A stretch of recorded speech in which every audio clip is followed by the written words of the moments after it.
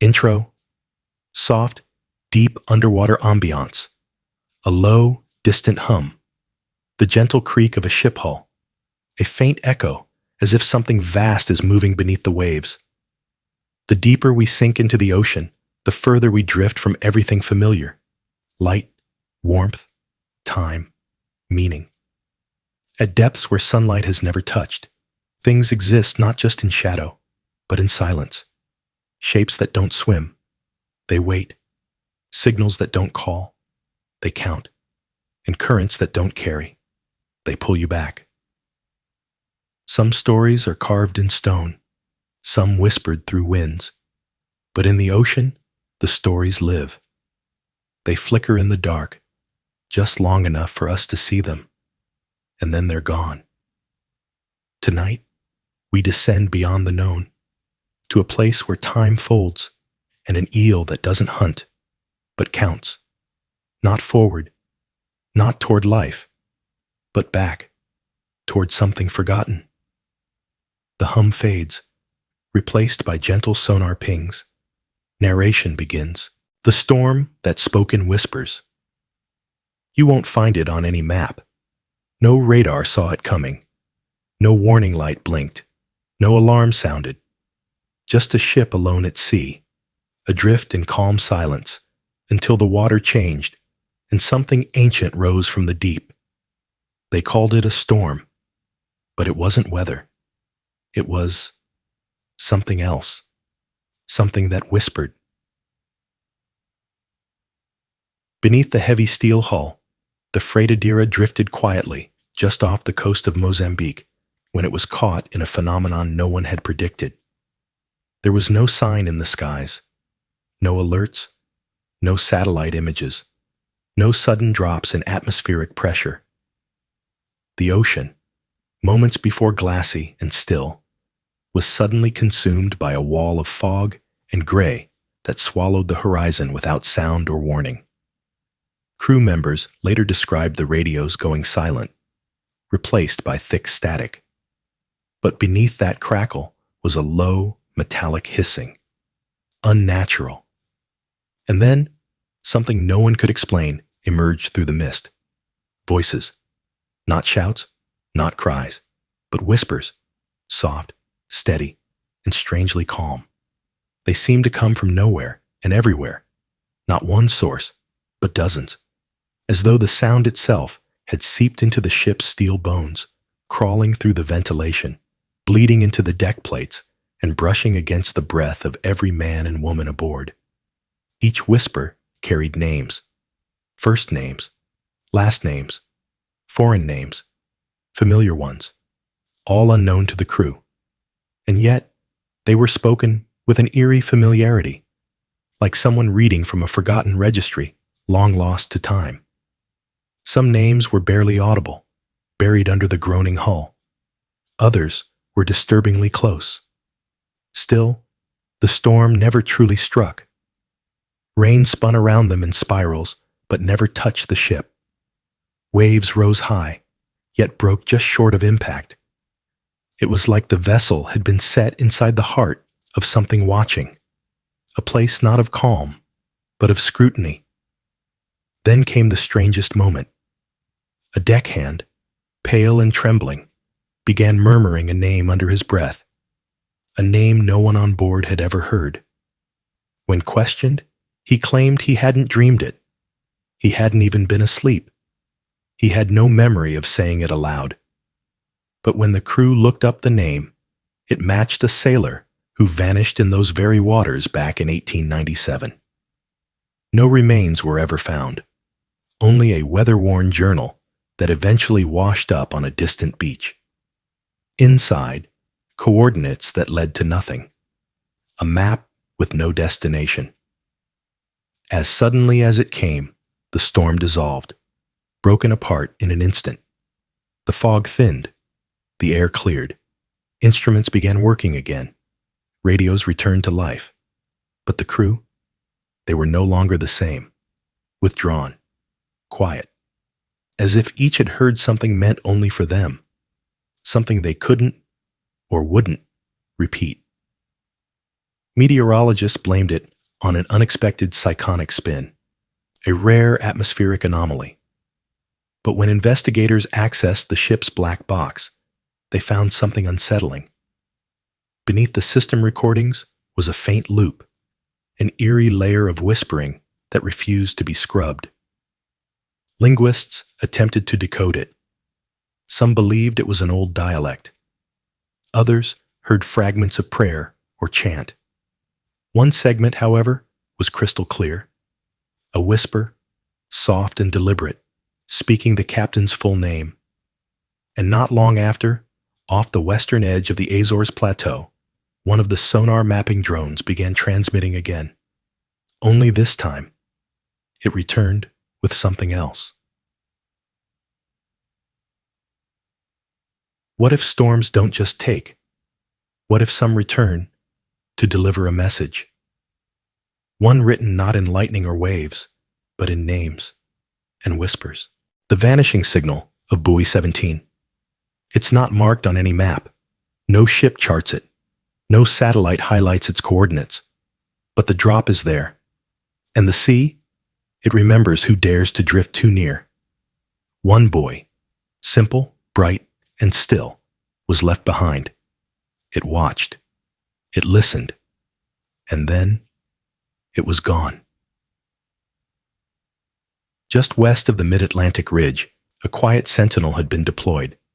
Buoy 17. It was part of a larger network, an array of monitoring stations placed strategically to track the seismic shifts and tremors hidden along the fault lines deep beneath the sea. Painted a vivid orange, powered by solar cells, and anchored securely into the seabed's bedrock, it was designed for silence, endurance, and precision. Every 90 seconds, it sent out a signal. For 6 days, that rhythm held steady, reliable, unwavering. But on the 7th night, without any warning, the buoy vanished. There was no storm, no surge, no tremor, just an absence, a void where data used to be. Its last transmission was unremarkable. Mild wave activity, average water pressure, nothing strange, at least at first glance. But when the technicians began analyzing that final signal, they found something they hadn't expected. In the last 30 seconds of the log, the buoy's timing shifted. Not by much, only milliseconds, but just enough to suggest interference. They enhanced the waveform. Buried beneath the static, barely audible, was a second tone, a faint harmonic, delicate but distinct, like a ghost signal answering back. And then, silence. A dive team was dispatched to investigate and retrieve the buoy. They found the anchor line still trailing into the dark, but it had been cut, cleanly, not worn, not snapped. A single sever through thick cable. And on the seafloor below? No landslide, no bite marks, just a smooth, deliberate indentation, as though something immense had pressed into the sediment and risen upward. 2 weeks later, something else happened. A different station in the network picked up a ping. Same frequency, same identification code, Buoy 17's digital signature. But it wasn't anywhere near the ridge. This signal was coming from near the Kerguelen Plateau, thousands of miles from the original location, an impossible distance for any drifting object. No ocean current flows that fast. No recovery ship had passed through. They scrambled to track the signal, tried to triangulate its new coordinates. But before they could lock it in, the ping disappeared. One last log entry remained, a single pulse, and then a fragment, a sound not listed in the buoy's software library, something rhythmic, something organic, like the sound of breathing through metal. Buoy 17 was never recovered. Its successor, Buoy 18, replaced it weeks later. It lasted just 4 days before its signal, too, fell silent. No further attempts were made to replace the station. Some attribute the anomaly to tectonic interference. Others blame fluctuations in Earth's magnetic field. But the ocean, it has its own memory. And maybe, just maybe, something beneath remembers as well. Something that doesn't wish to be measured. Not there. Not again. Far north of the Weddell Sea, where the cold sinks deeper than light and silence is never truly empty. What if the sea isn't just observing? What if, in the spaces we dare to measure, something listens back? The deep that spins the compass. Some maps are empty by design. Some places resist measurement, but not because they are too far. It's because something down there refuses to be known. Near the Sulu Sea, there's a trench. Unmapped, unnamed, but never untouched. The trench bordering the Sulu Sea had never been fully charted. Too narrow to navigate, too steep to descend, too deep to truly reach. Whenever sonar pings were sent down past the 8,000-meter mark, the results warped, returning with either faint ghostly echoes or silence. Submersibles that approached the region reported unexplained glitches, sensor readings that pulsed or blanked without cause, but nothing concrete surfaced until 2014. That year, the Calyptra expedition sent a small, two-man descent pod into the trench. On the morning of the dive, every instrument functioned flawlessly.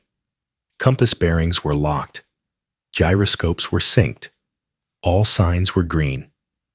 The pod began its slow, spiraling descent, lights flickering through black water that grew colder and thicker with every meter. Then, at 9,200 meters, something changed. Not the pod, not the environment, the compass. Its needle twitched, tilting west, holding for 3 seconds, then snapping back to true north. Moments later, it jerked east, then south, then it spun. The team assumed equipment failure until they returned.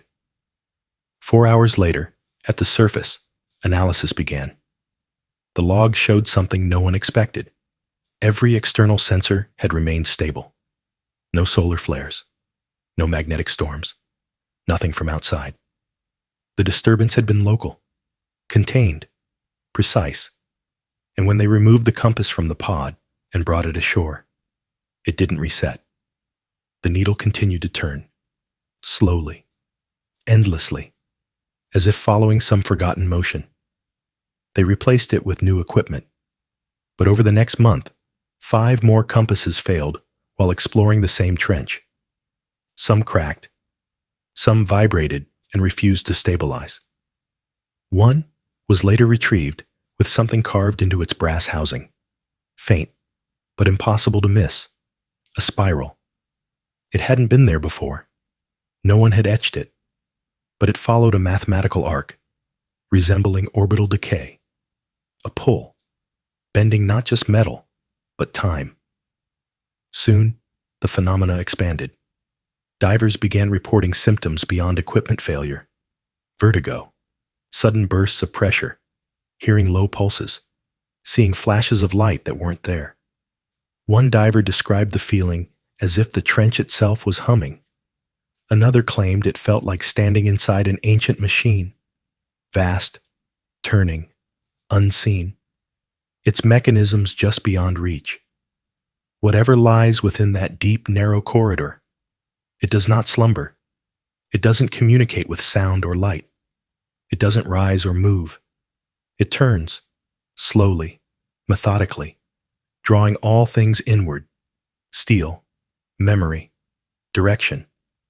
And in its presence, even the concept of north becomes meaningless. Maybe the deepest places don't need guardians. Maybe they are the guardians, watching, waiting, turning, and in the dark, beneath silence, spinning stories no compass can follow. Station Delta, echoes from the deep. In the heart of the mid-Atlantic abyss, where no shipping lanes cross and no lights guide the way, something was placed to observe the sea. It was built for silence, built to watch. But something else was watching back. Station Delta was a modular, deep-sea research outpost suspended between two fracture zones in the vast mid-Atlantic abyss. Far from human eyes, far from vessel traffic. Its purpose was simple: to track benthic migration and monitor deep seismic shifts. Just 3 scientists lived aboard. 2 submersibles docked nearby. 1 uplink. Routine. Quiet. Until the transmissions changed. At 0412 UTC, a satellite pinged an incoming signal from Delta. It came in fragments, only partial data. The first moments were typical. Water temperature, salinity, pressure, all normal. Then, a pause. Long. Then, breathing. Uneven. Strained. One male voice, close to the microphone, whispered something again and again. Don't go outside. Then static. But beneath that static, something more. Not language, not speech, but rhythm. Slow, wet clicks. Drawn out, echoing reverberations, like chains being pulled slowly across the ocean floor. Some believed the station's pressure hull was failing. Others weren't convinced. A recovery mission was dispatched 6 hours later. When the team arrived, Station Delta was still there, unbreached, fully intact. The lights inside still glowed dimly through the portholes, but there was no answer to their calls, no movement, no crew. The airlock was sealed from the inside. When they breached the hatch, they stepped into a silent space. No chaos, no sign of panic, just a central control console, melted, not burned, not shattered, melted from within, as though some deep internal heat had softened the metal itself. The system logs were unreadable. Auxiliary systems had been wiped clean. And the crew? Gone. No bodies. No suits missing. Just 3 untouched bunks. And a half-finished pot of coffee, still warm. Later, acoustic analysis revealed something buried deep in the low-hertz spectrum of that final broadcast. When slowed down, the hidden frequencies revealed a pulse, then a pattern, then silence. Not ordinary silence, but the kind of silence that replaces sound, like a vacuum, the kind that doesn't happen. It's made. No other research module has been deployed in that trench since. The coordinates were reclassified as an acoustic interference zone. But still, in certain circles, the final Delta transmission continues to circulate. A whisper, a warning, and beneath it all, a presence, still listening. Whatever happened at Station Delta wasn't mechanical. It wasn't pressure. It wasn't failure. It was arrival. Beneath the edge of the Clarion-Clipperton zone, where the world has never walked, something else might be waiting, listening for the next whisper to answer back. The object that breathed.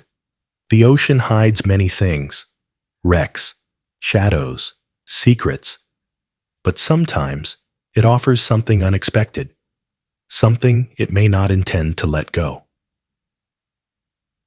It started as an ordinary day on a mineral hunting expedition. The crew scoured the ocean floor, their equipment humming as it probed for deposits. But what their net snagged that day wasn't rock. It wasn't wreckage. It was something else. They dragged it into daylight carefully, almost reluctantly. The object was smooth, the size of a man's torso, jet black, no seams, no cracks, no markings of any kind. It was featureless, except for one strange detail. Beneath its surface, there was movement, faint, subtle, like something inside was breathing. The crew placed it gently on the deck. The moment it touched the air, they noticed it was unnaturally cold, colder than the sea, colder than the sunlight overhead. and no matter how long it sat under the blazing sun, it didn't warm. At first, their instruments recorded nothing unusual. No sound, no magnetism, no vibration. But then the ship's medic stepped closer, hand outstretched. The object pulsed. Not a light, not a sound, just a faint, almost imperceptible expansion. Outward, then inward, like an inhale and exhale. It pulsed again, 7 seconds later, then 6, then 5. Each time, the air around the object grew heavier, denser, not hotter, just heavier. The crew began to back away. Some felt dizzy, like they were too close to a powerful current. Others described hearing a low hum, not from outside, but from deep within their ears. It was the kind of hum that echoes through your bones, the kind you can't shake. They decided to lower the object into a containment tank filled with water. That's when things grew stranger. The object floated. It didn't spin. It didn't sink. It didn't move with the natural currents. It just hovered, untouched. One diver volunteered to keep watch overnight. They found him in the morning, seated beside the tank, staring at the object, eyes open, breathing, but not awake. When they finally roused him, he spoke in a voice that was too calm. "It dreams," he whispered, "and it's waking." The crew tried to move the object, hoping to secure it for further study. But it resisted. The moment they touched it, the pulse quickened. 4 seconds. 3. The lights dimmed across the ship. A camera pointed at the tank didn't overheat. It simply stopped. When they recovered it, the sensor was fused, as though something had erased more than just its data. The decision was unanimous. Return it to the ocean. They lowered the object slowly, watching as it sank back into the trench it had come from. The pulse slowed, then stopped. But even now, years later, the captain swears that every 7 seconds, the ship's radio clicks softly, as if the ocean remembers, as if the object is still breathing. The deep doesn't give gifts. It only lends them. And sometimes, it watches to see what you'll do with them. The city in the steam. Some things are not built to be found. Some rise only when the world forgets to look. Beneath the surface of the earth, where breath meets stone, something ancient may still be dreaming, shaped not of rock, but of heat and memory. It began with a drone, a routine mapping mission, familiar, procedural, scanning a field of vents and chimneys below the Earth's crust. Everything was standard, predictable, until the fog appeared. It wasn't smoke. It wasn't mist. It was something heavier, a thick white plume rising steadily from a vent that was far too wide to be natural. The steam curled upward in precise spirals, forming a pattern like a staircase made of breath. And inside that staircase, shapes, not fish, not drifting shadows, shapes defined by the mist itself, as though the fog had memory. Towers, arches, spires. They shimmered, outlined in the vapor like reflections caught in a fogged mirror, appearing just long enough to suggest depth, before vanishing into white again. The drone hovered, zoomed in, recalibrated its thermal lenses, but no heat anomalies showed up. No sign of gas or chemical interference. Yet still, the vision remained. A skyline emerged, faint, distorted by distance or time, not imagined, not random. It was watching. One tower stood clearer than the rest. Its base was square, and it rose to a coiled dome made of what looked like stone twisted into spirals. It held its form for 8 full seconds. Then it faded, like something being pulled gently behind a veil. The deeper the drone peered into the vent, the more details came into view. pathways, courtyards, geometry that didn't occur naturally, not formed, not grown, designed. Then came the sound, a low hum, barely audible but steady, vibrating through the drone's audio feed like something massive was turning slowly beneath the earth. The drone's lights flickered, its systems dimmed. Then a soft, red glow rose from the vent. Not the fiery flicker of magma, something steadier, something aware. It rose once and disappeared. When the crew reviewed the footage frame by frame, they discovered something more than shapes. Movement, figures, tall, slender, walking between the ghost-like structures, not rushing, not reacting, just following paths that no longer physically existed. They didn't look up. They didn't turn. They simply moved, as if walking a city that remembered its own shape. No one talks publicly about the city in the steam. The coordinates were scrubbed from maps. The footage was taken offline. But those who've seen it, they remember. Because that city was never made of stone. It was made of heat. And in its own way, it still walks. And if it walks, maybe it waits. Not for us, but for something it once knew. Something the steam still shapes, again and again, every time the earth exhales. The eye in the deep. Some moments are never meant to be witnessed, yet sometimes the deep allows a glimpse, not of what is there, but of what is waiting. It began as a simple test, a private tech demo off the coast of Chile. The goal? Evaluate a new high-resolution camera suite aboard an unmanned submersible. No crew aboard. No one watching live. Just a programmed descent to 9,000 meters. Scan the wall of a trench and return. Footage would be reviewed later. 4 hours into the dive, the sub drifted past a narrow canyon ridge. The lights flickered. Once. A subtle flicker. Then steady again. The terrain was unremarkable. Flat stone. Thin silt. Bits of scattered debris. But at frame 214, something changed. It wasn't a shadow. It wasn't a structure. It was an eye. Perfectly round. Pale gray. And it was looking directly into the lens. No body. No head. Just the eye. Tucked into a shallow indentation in the trench wall. It didn't float. Didn't shift. It watched. Too large to belong to any known fish. Too steady for distortion or light refraction.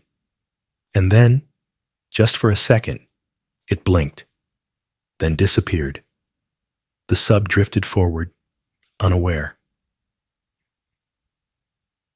Engineers reviewing the footage flagged it as an error. Maybe a reflection, a compression glitch.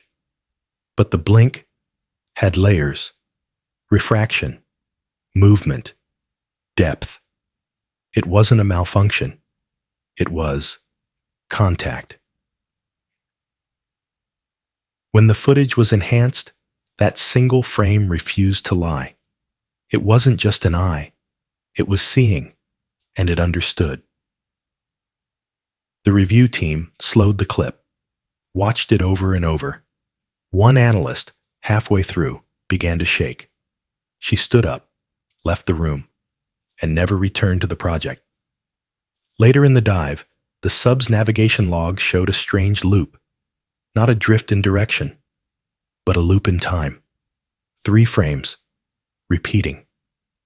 Within that repeated moment, the seafloor shimmered, like it too had noticed the camera, and chose to blink back.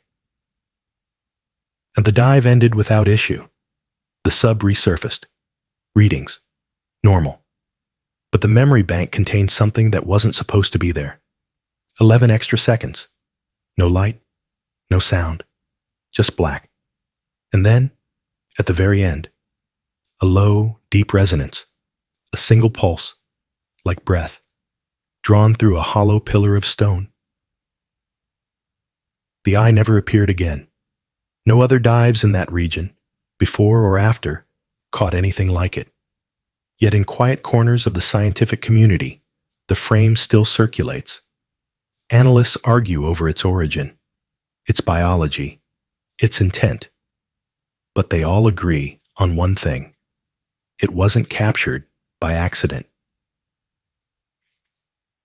Near the southern edge of the Galapagos Rift, where volcanic vents patch warmth into the ocean's coldest wounds, something opened its eye and knew it was being seen. The spiral beneath the sea. Some markings are meant to be seen. Others are left behind for those who know how to listen. Beneath the surface, far from light or wind, a pattern was found, not written in sand, but through it, as if the sea itself remembered something we weren't meant to know.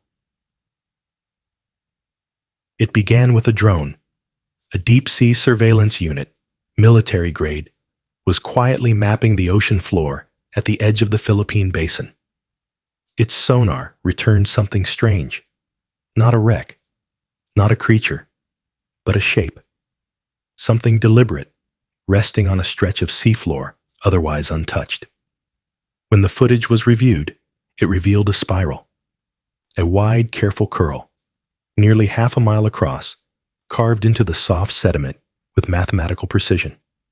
No angles, no tiers, just one perfect path winding inward, deeper, tighter, until it ended at a still, silent center. There were no entry marks, no exit, no trail that led to it. Only the spiral, sitting alone on the undisturbed plain, like a fingerprint pressed into the skin of the deep. Oceanographers traced its curve, hoping for clues, but what they found raised more questions than it answered. Each loop of the spiral matched the Fibonacci sequence. The same natural order seen in hurricanes, galaxies, and ancient seashells. Except this wasn't natural. It didn't feel like erosion. It felt like design. A second team was dispatched weeks later, and when they arrived, something had changed. The spiral hadn't faded. It had sharpened. The edges were crisper, more defined, as though something had returned and quietly retraced its steps. Yet all around the spiral, the seafloor was still. No marks, no trails, not a grain of silt out of place. Divers who reached the center reported something unsettling. Not a current, not heat, but stillness, as if the pressure itself had dropped inside the heart of the spiral. Some tried to explain it away. Maybe it was the work of thermal vents, or magnetism pulling particles into order. But one diver, whose audio never made it into the official logs, described it differently. She said the spiral hadn't been made in the sand. It had been made through it, as if something enormous had surfaced, curled once, and disappeared again. Whatever it was, it didn't leave behind damage. It left behind intention, a mark, like the trace of a thought that didn't belong to anything human. No one has returned since, but near the Gulf of Mexico, divers whisper about a trench, one where the seafloor hums, and where the sand still remembers how to spiral, the hungry mouth. Beneath the sand. Some places appear only to vanish, but others don't vanish at all. They simply wait, patient, silent, and always hungry. There's an island too small to name. So small, most maps ignore it. Cartographers once marked it as a shallow rise, no more than a mile across, visible on some records, gone on others. Locals, the few fishermen who still dared sail those waters, gave it a name of their own, Unger's Moor. They didn't call it a reef, or a shoal. They called it a sandbar, the kind that swallowed anything that floated too close. It started in 1963. A Soviet research trawler, the Novouilsk, was passing through in calm seas, under clear skies. Their final transmission noted only coordinates, and a strange log entry, coastal feature inconsistent with previous charts. And then, silence. No wreckage, no flare, just a ship erased from the sea. 2 years later, it happened again. A Japanese fishing boat drifted slightly off course. No survivors, only a lifeboat, washed ashore, empty. Inside, a captain's log and a sketch, an arc of golden sand, smooth and still, rising from mirror-flat water, and a line of masts, half submerged, like old bones trying to breathe. When satellite mapping expanded in the early 2000s, the sandbar made another brief appearance. Just 3 frames across a week-long ocean scan, and then it vanished. Analysis suggested it was just silt, or suspended sediment dense enough to mimic land. But there were no landslides, no seismic shifts, just appearance and then absence. 2 vessels were dispatched to investigate. One stayed at a distance, watching through scopes. The other approached slowly, lights casting across still water. They saw it rise. Just before nightfall, a crescent of perfect sand, empty and smooth. But at its center, something stirred. Not on the surface, beneath. The sand began to curl inward, gently, like something was breathing under it. As the closer ship advanced, its instruments failed, all of them. When morning came, the distant vessel scanned the horizon. Only open water remained. No ship, no distress call, and the sandbar was gone. Years passed. Then, from the depths, a fishing net dredged up something strange. A warped porthole, marked with the vanished vessel's registration. Its metal was scraped from the inside, and behind the glass, sand, still damp. No nation claims the wreck. No record explains what truly happened. But in coastal villages, the whispers remain. That thing, it's not a sandbar. It's a mouth, and it's hungry. She kept sinking. Some disappearances are sudden. Others drift downward, too slow to stop, like a breath exhaled into the abyss. They were tethered. 2 divers, professionals, fully suited and trained for deep-sea descent. Conditions were perfect. The water lay still. No current, no churn, only silence. The hum of equipment pulsing faintly from the ship above. At 70 meters, they stopped. A volcanic vent, newly discovered, unmapped, rose from the ocean floor beneath them. They recorded sediment patterns, checked thermal readings, confirmed aloud what their sensors told them. Then something shifted. Not all at once, not a snap or surge, just a quieting. One of their voices faded from the line, the other remained. Surface control assumed it was static, a mic issue, maybe a signal delay. But 5 minutes passed, and only one tether came back up. The line was pale in the green-blue murk, trembling slightly with the weight of the sea as it rose. Then, a figure broke the surface, the remaining diver. He didn't speak. He clung to the ladder, mask still fogged, hands shaking. They pulled him in and asked the only question that mattered. Where is she? His answer came softly, just above a whisper. She kept sinking. The footage from his body cam was nearly destroyed. Half-lit frames, flickers of static. But one thing remained visible. A hand, drifting ahead of him, lowering past the vent's edge. Fingers stretched, not struggling, just reaching.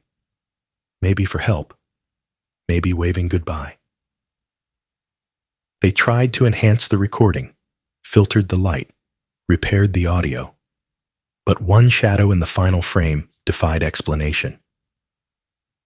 A shape, massive, indistinct, not fish, not wreckage, no bubbles, no movement, just presence, as if something ancient had risen quietly to meet her descent. The missing diver was never found. Her tether was severed clean. No signs of panic. No sign she'd even resisted. The man who surfaced never dove again. He said she heard something before she went.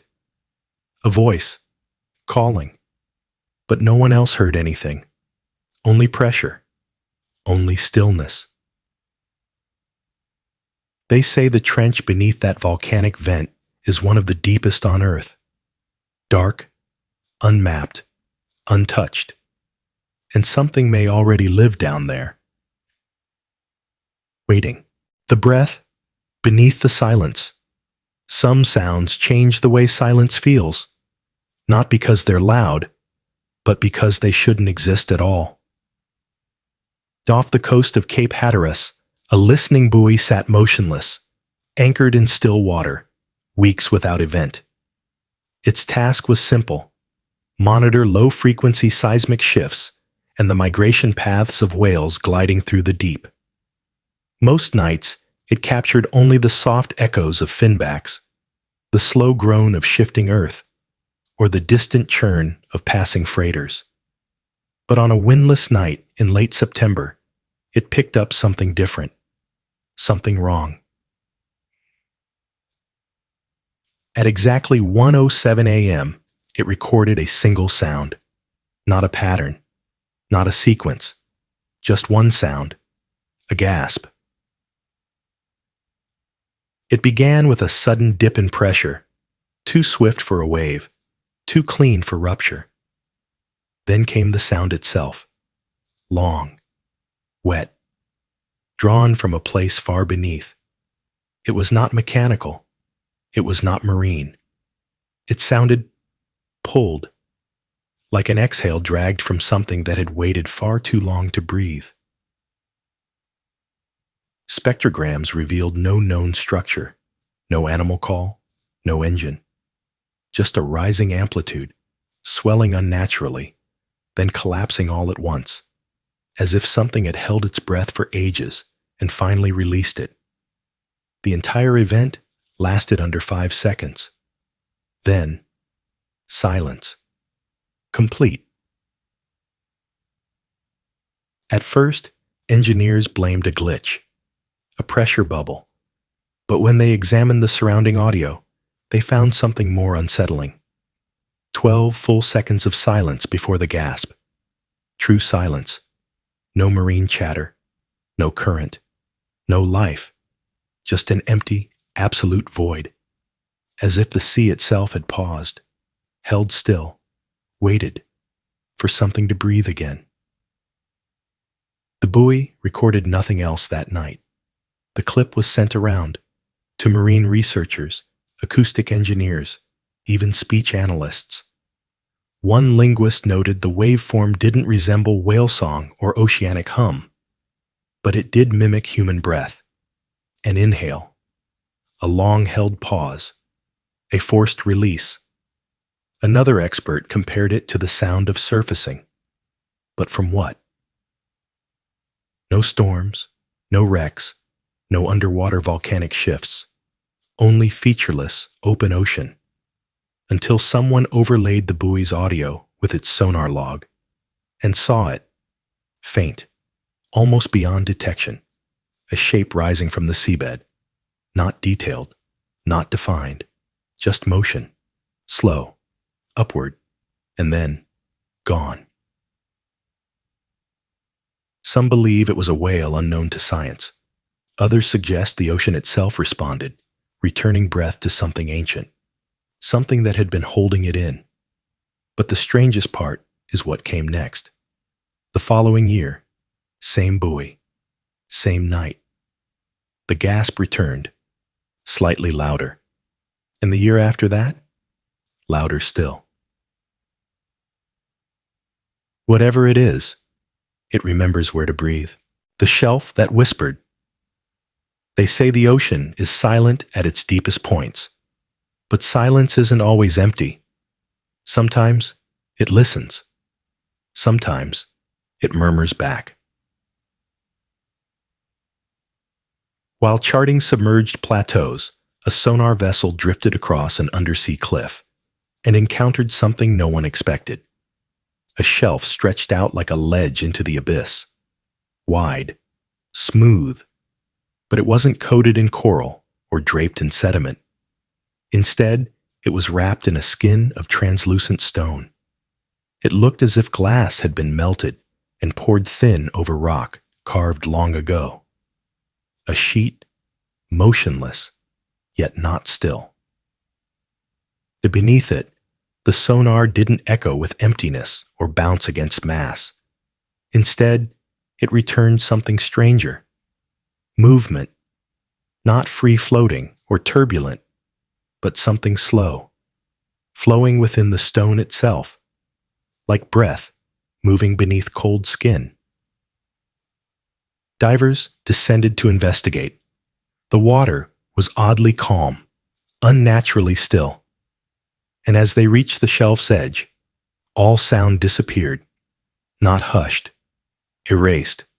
No bubbles, no breathing, only weight, only pressure. Then it began, the murmur. It didn't rise from the depths or echo from the walls. It came from within the shelf, a low, rhythmic whisper, as if wind had learned to speak, but not in words, not clear enough to understand, not chaotic enough to dismiss. It came in soft waves, matched to no current, but pulsing, through their suits, through their bones. Each diver heard something different. One said it hummed, another said it sang, a third believed it was weeping. They tried to record it. The files returned only static. But oddly, the lengths of the recordings matched the murmur's rhythm. Exactly. As though something had been captured, not as sound, but as timing. One diver, more daring than the rest, reached out and touched the shelf, and the glassy stone trembled, just slightly.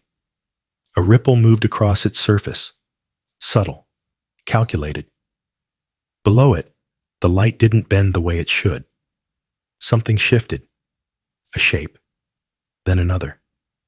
Formless, but present, watching from beneath a sheet that pretended to be stone.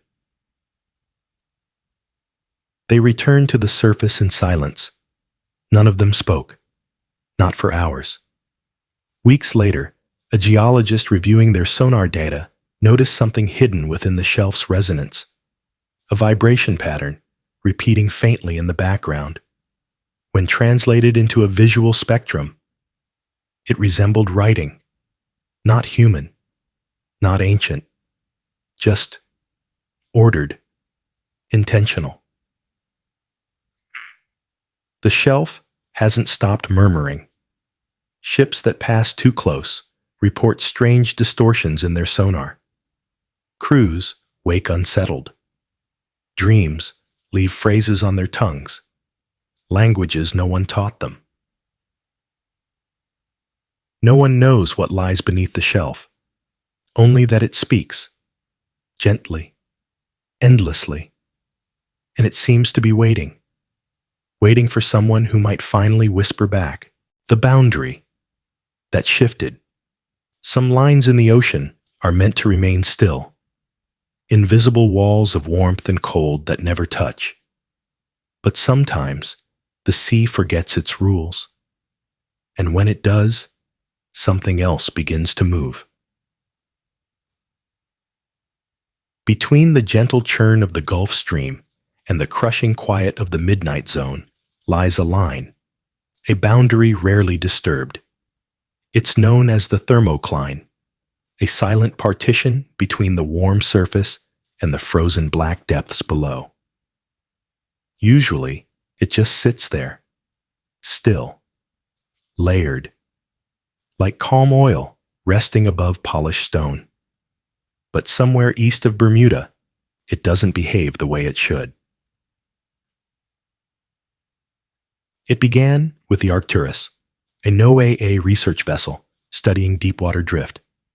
Halfway through a routine descent, their probe, a CTD, designed to track temperature, conductivity, and depth, began to twitch. Not spikes, not breaks, but something worse. A wandering thermocline. The layers were folding, looping, rising, falling, like a long rope twisting in slow motion. They scanned the water with sonar. The readings came back distorted, a crescent-shaped ripple through the deep, neither solid nor empty, like a shiver, like something enormous had passed through the layers of temperature without leaving a body, only its wake. The shape drifted across the Atlantic. It stayed for 7 hours, and then it was gone. 3 weeks later, off the coast of Portugal, a deep-sea glider caught the exact same phenomenon. Same distortion, same curling, migrating wall. But this time, it was moving against the ocean's flow, against the current, hundreds of miles in the wrong direction, as if it wasn't following the water, but choosing its own way, as if something beneath the sea had started to guide it. Some scientists blame geothermal flares, vents bursting heat and warping the stratification. Others say it's connected to the slow decay of Atlantic circulation, but the path it takes is too clean, too graceful, like purpose, not accident. Divers who brushed against the edge described the same feeling. Not that they had entered it, but that it had entered them. A sensation not of heat or cold, but of movement, as if the water itself had turned and was suddenly carrying them. One diver left a final log before retiring from deep water forever, and in it, he wrote, "I didn't hit the thermocline. It hit me, like standing on a staircase that suddenly steps away. For a moment, I felt the water thinking. Maybe the thermocline isn't just a line. Maybe it's a boundary, not just between temperature zones, but between layers of time, of memory, of meaning. Maybe the ocean isn't only moving through itself. Maybe it's moving around something. And maybe that something is beginning to rise, the sound that waits for itself. There's a place deep in the Pacific where even echoes don't follow the rules, where time and sound blur into something strange, and the sea begins to listen to itself. Near the western slope of the Mariana Trench, in the vast, dark waters few dare to explore, sound behaves differently. In 2016, an unmanned submersible descended into those depths, dragging behind it a series of hydrophones, underwater microphones meant to listen to the ambient hum of deep pressure currents. The operation was standard, routine. But then, the ocean spoke. For exactly 12 minutes, the instruments picked up a tone. It pulsed every 5 seconds. Not loud, soft, almost delicate, mechanical, melodic, strangely musical. And then, without warning, it stopped. They called it the echo loop, not because of the tone itself, but because of what happened next. Exactly 18 hours later, the sound returned. Same pitch, same rhythm, same exact waveform. But what made it truly strange was that the sound had not moved. Mapped across multiple layers of ocean depth, the signal stayed locked in the same location, as if frozen, not drifting, not rising, just there, anchored in place, but not in space. It felt as if the tone came from a dimension of sound, not the physical world. The research team checked everything. There were no nearby ships, no whales, no seismic events, just the tone. Then silence. Then the tone again, like it was answering itself across time. It got stranger. Farther north, near Challenger Deep, another hydrophone had picked up the same tone, but it recorded it 2 minutes before the original signal. A perfect match, only backwards in time.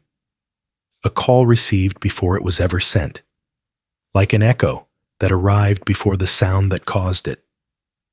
Audio engineers combed through the files. No interference, no corruption. The signal was clean, too clean. One analyst joked, "It's like we're listening to a sound trapped in a loop, trying to remember where it came from." But others didn't laugh, not after the third deployment. For that time, they sent down a test beacon, just a simple transmitter. It was designed to ping every 20 seconds. It descended into the echo zone. It was supposed to report back. It didn't. No signal. No malfunction. It simply vanished. And then, the loop returned. But this time, something was different. Alongside the familiar pulse, a new sound had joined it. Faint. Unsteady. Like a knock. Irregular. Not static. Not noise. A tap. As if something had started tapping on the inside of the signal. Maybe the tone isn't just an echo. Maybe it's a memory, a loop, trying to find itself. And maybe something down there is listening, waiting to be heard. Again. Or, for the first time, the reef that listens, south of the pit, Ken Islands, where the seafloor fades to ash, a discovery was made, not of life, but of something that listens. In a region rarely traveled, where the ocean bed crumbles into gray sediment and ancient volcanic rubble, a team of marine ecologists stumbled upon what they believed was a lifeless reef. It stretched for nearly 2 kilometers, a flat, desolate sprawl of bone-white coral, dry-looking, brittle, like a forest that had been struck by lightning, frozen at the moment of destruction. Nothing moved through it. No fish. No signs of life. No anemones clung to the pale stalks. Just stillness. So complete, it didn't feel like silence. It felt like something missing. The research vessel hovered cautiously, just above the tallest coral branches, and that's when the instruments began to react. Not from heat, not from motion, but from something else. A subtle shift in pressure. A vibration, faint and rhythmic. Hydrophones, placed carefully along the reef's edge, began to pick up a sound. Not a hum. Not the low tectonic groan of moving plates. It was something else. A voice of stone, like wind screaming through jagged rock. Low, constant, terrible. The divers couldn't hear it while submerged, but when they played the recording back on deck, everyone fell silent. There was shape to the sound. It wasn't random. It rose and dipped. It modulated as if it were breathing. One technician described it as 1,000 broken whistles, breathing in unison. Another said he heard syllables, not words exactly, but fragments of twisted, distorted language like something trying to speak through broken glass. A third refused to listen again. He said it brought dreams of shapes rising through ice, with mouths too wide to belong to anything human. Visually, the reef never moved, and yet, every coral stalk pointed in the same direction, all bent slightly, like wheat bending beneath invisible wind. When the team returned a few days later, something had changed. Just a little. The arc of the reef had opened. A small path now curved inward, as though the coral had shifted, as though it had rearranged itself. They collected samples. Most crumbled into dust, but one piece, just one, remained intact.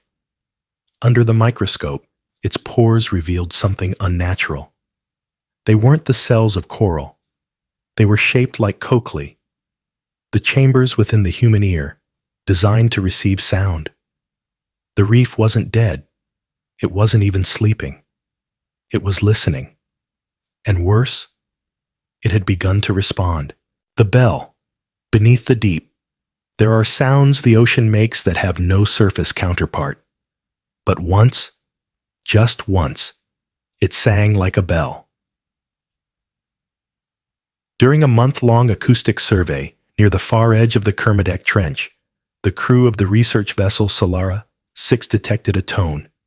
Not noise, not interference, but a sound so pure, so exact, that it was at first dismissed as internal calibration.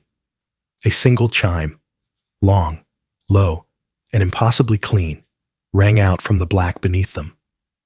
It echoed across every hydrophone strung along their deep-sea array, bouncing off ancient trench walls, blending into the background rumble of thermal vents, folding into the groaning pressure of a world that should have been silent, and then vanishing, as though it had never been.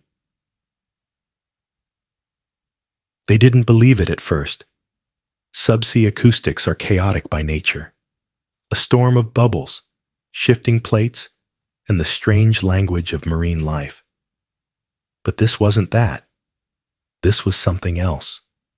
A bell, alone in the deep, clearer than anything they'd ever recorded. And it had come from nearly 10,000 meters below. The first time they played it back, the lab went still. Not out of fear. Not even awe. It was something quieter. Something stranger. The sound felt familiar. Not new, but remembered. As if it hadn't been discovered, but returned. And then, on the second night, it rang again. Same hour. Same note. But this time, there was more. Layered frequencies had woven themselves beneath the surface of the chime, a hidden resonance buried in the deep hum. When the team expanded the waveform, they found structure, a pattern, 3 slow pulses, a pause, then 5 quick chimes, almost like code, or a message waiting for an answer. They dispatched an ROV, equipped with sonar and signal pingers, to trace the source of the sound. It descended quietly, light stretching downward like beams through cathedral windows, sweeping across the curve of the trench as it searched for the unseen voice. At 9,600 meters, just as it drifted across a canyon ledge, it stopped. Sonar registered something, not solid, not empty, a presence, like a wall of density moving past, like a current made of thought. Then the chime came again, closer this time. The ROV didn't break. It didn't short out. But the chime? They said it didn't feel heard. It felt entered, as if the tone had rung through them, through the machine, from the inside. When the ROV was finally retrieved, its titanium casing was intact. No cracks, no crush damage. But around its dome were lines, etched arcs, impossibly fine, drawn with a sharpness no pressure could account for. Together, they formed a circle, nearly perfect, as if the machine had passed through something, a gate, a ring, or a mark. There are no shipwrecks logged in that trench, no legends of lost cities, no sunken towers on any map. And yet, some now believe there is a bell in the dark, not cast by hands, not meant for ears, and something still rings it. The island that didn't stay. Some places are never found on a map, not because they are lost, but because they were never meant to stay. At exactly 4:22 a.m. on August 17th, a satellite passed quietly over the South Pacific. Everything appeared normal, until it didn't. There, in the middle of an otherwise empty stretch of sea, a landmass appeared, not large, but unmistakable. Roughly 3 kilometers wide, ringed by clean surf, its interior dark with deep green foliage. A perfect shadow stretched across the waves, cast by cliffs or trees or something else entirely. The coordinates were flagged and forwarded to a geological survey team. But by the time they checked, just 12 hours later, there was nothing. Not cloud cover, not haze, just sea. Unbroken, vast, deep. The image wasn't questioned. Multiple satellites, across different systems, captured the same frame. A patch of green, rimmed in white foam, quietly resting where nothing should be. Some early analysts even noticed something curious, a sharp, geometric shape on the island's western edge. Something too regular to be natural. A structure, perhaps, casting a long shadow across the trees. But when a reconnaissance plane reached the location, there was nothing. Just the empty ocean, stretching down thousands of meters. No reef, no volcanic activity, no shifting seafloor, no raised dome or hidden shelf, and not a single record, neither historical nor local, of land ever being there. Except a yacht crew passing through the region on the same morning claimed they saw it too. They described it as quiet, not silent, just untouched. Birds flew above it. Driftwood floated near the shore, and one of them, just one, swore they saw a flicker of light just beyond the tree line. And then, as they neared, fog, thick, oily, wrong. It rolled in fast, a curtain descending over the sea. Visibility vanished. The yacht slowed, horns echoing into the mist. No response. And then just as suddenly, the fog lifted. But the island was gone. Not retreated, not sunken. Gone. No ripple, no wreckage, no echo of land. Just water, still and endless. The crew tried to make sense of it, but the instruments offered none. Their GPS stuttered, looping the same coordinates like a second hand caught between ticks. Their footage? Corrupted. White noise. Unusable. Only the audio remained. One whisper, caught by the deck mic. It didn't want us to remember. For years after that day, ships crossing those waters reported strange things. Flickers on the edge of the horizon, a shadow in the far distance, only visible when not directly watched. Not hallucinations, not tricks of light, just a presence, a place, a memory of something that occasionally returns until it senses you've noticed, and then it leaves again. The listener beneath the waves. Some things are not discovered. They reveal themselves when the silence is deep enough to hear them. It began with a sonar sweep, a routine scan near the edge of the Perth Canyon. The results came back strange. Not a wreck, not coral, not rock, just symmetry. a perfect shape raised slightly from beneath the seafloor. Too precise to be nature, too quiet to be accident. It looked like something buried long ago, something just beginning to rise. Curious, the team sent a dive crew. The ocean was calm, the descent uneventful. They expected metal debris or some geological quirk.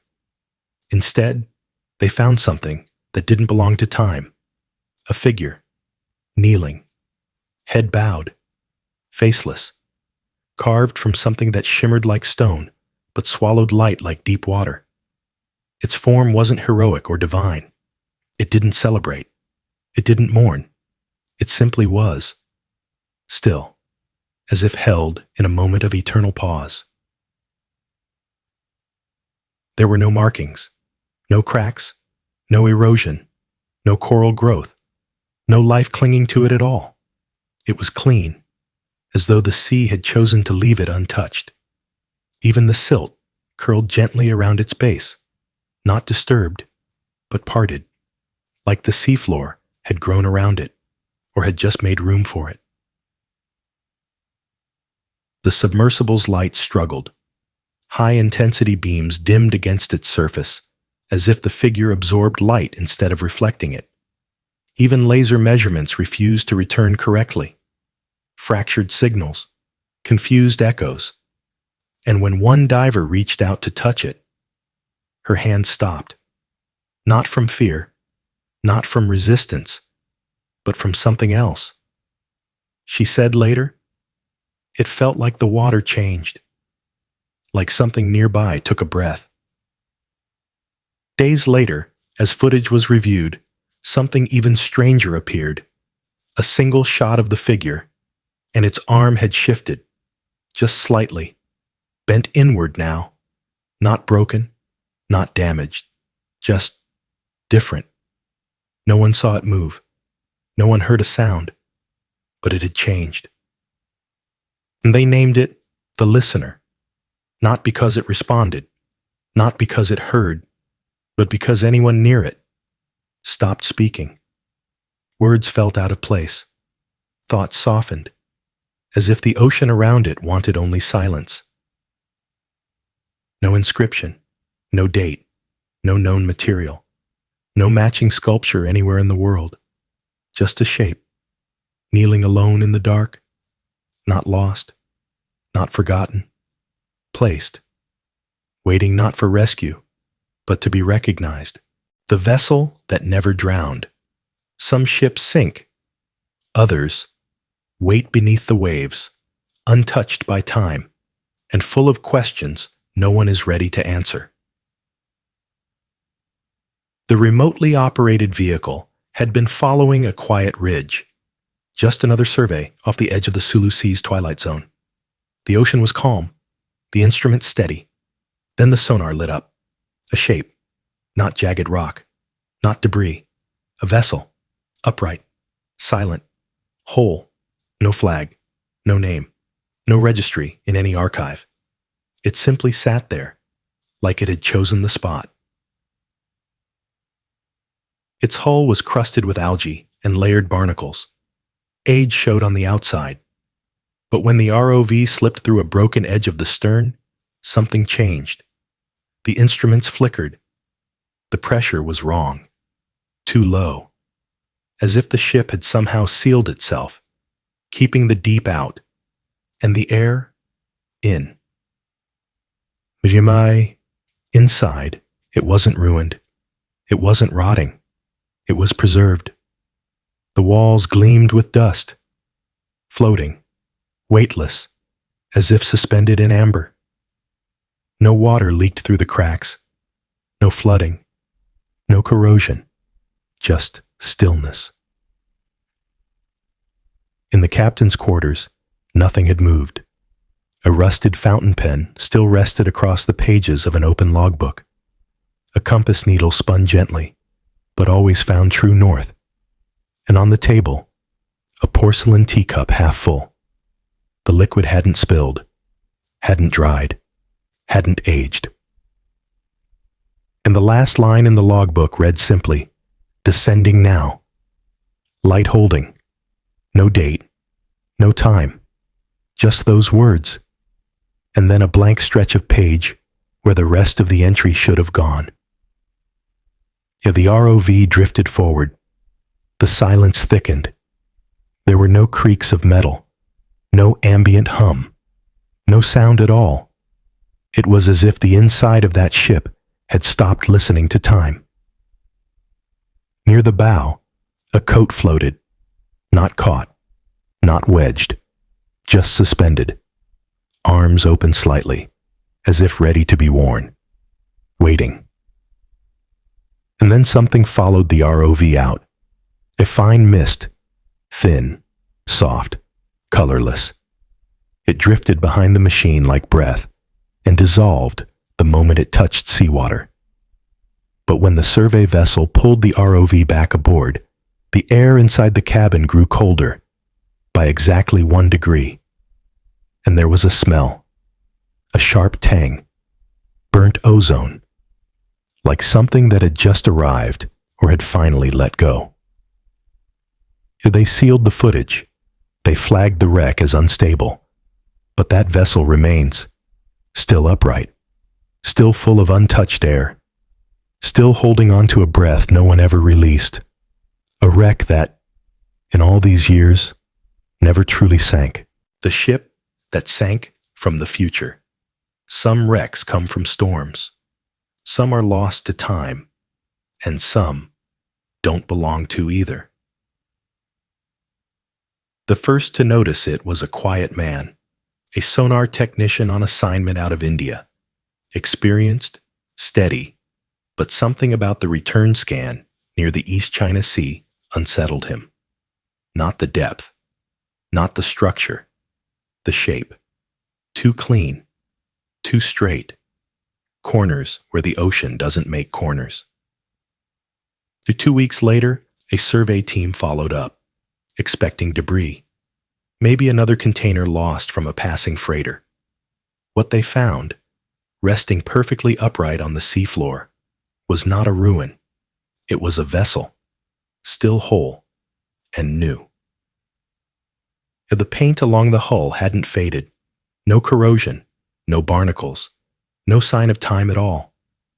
Across the bow, in bright white markings, was a name written in symbols, a language no one recognized. Not ancient, not foreign, modern, but not ours. The lettering was angular, mathematical, clean. Inside, the lights still worked. Not all, but enough. Panels lined the walls.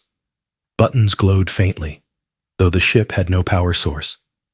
The screens were dark, but intact. No water, no mold, just silence.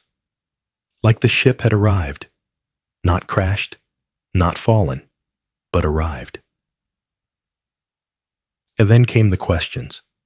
The materials used in the ship's frame were unknown, lightweight, resilient, too advanced to exist, yet. One diver, a naval architect by profession, whispered through his comms, "We haven't built this yet." There was a logbook, mostly blank, except one page, just a set of coordinates, scrawled in haste in the same strange language.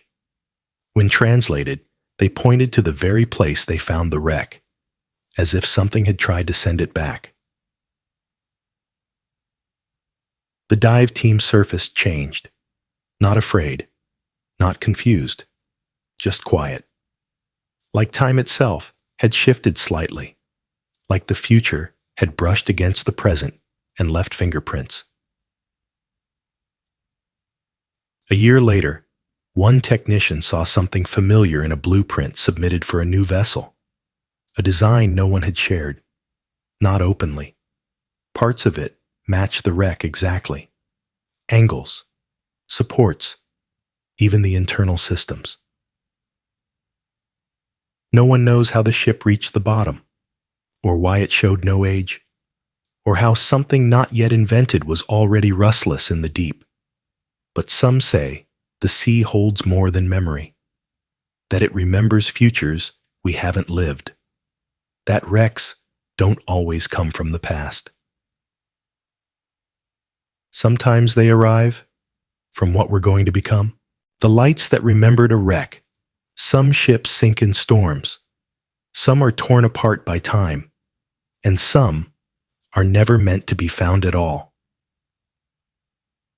Near the twilight zone of the Sulu Sea, where light begins to die and thermal vents exhale from deep within the earth, a dive team came across something strange, something quietly alive. A wreck, split down the center like a book long unread, rusted, ruptured, opened wide by pressure and age. But what waited inside was not emptiness. It was light. Not from lanterns, not electronics. These lights moved. They weaved through the wreckage with purpose. They clung to splintered beams, drifted through the control panels, gathered in corners like thoughts forgotten, then remembered. Not algae, not jellyfish. These weren't drifting creatures. They were curious.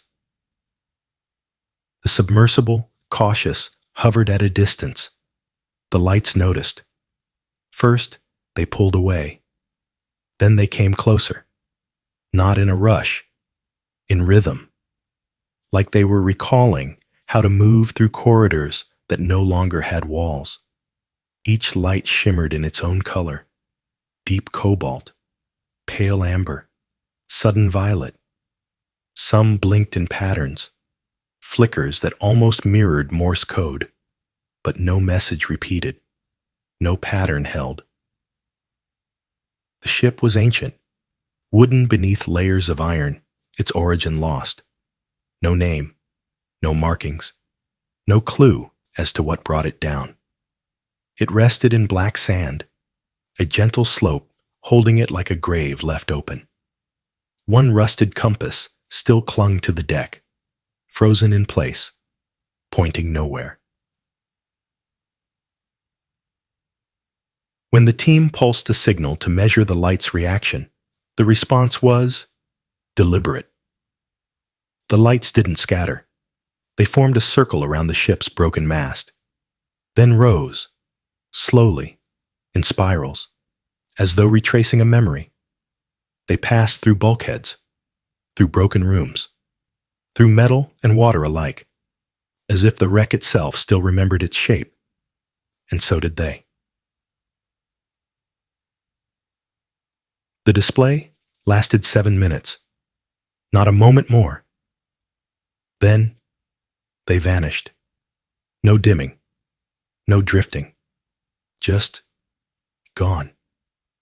Coordinates were marked, but when vessels returned, there was nothing, only seabed, no wreck, no lights, no slope, no compass, as if the ship had surfaced only to be seen. Some believe the lights were life forms, creatures drawn to ruin. Others suggest they were something more, the thoughts of those lost, memories unmoored, still pacing the corridors of a home that no longer existed. One diver said later he still saw them, even with his eyes closed. Not clearly, just a flicker on the edge of vision. And sometimes at night, in the silence of his room, he heard a mast creaking gently in an ocean that was no longer there. The pattern beneath the Pacific. Some discoveries don't speak. They wait, quietly buried, until someone finally sees them.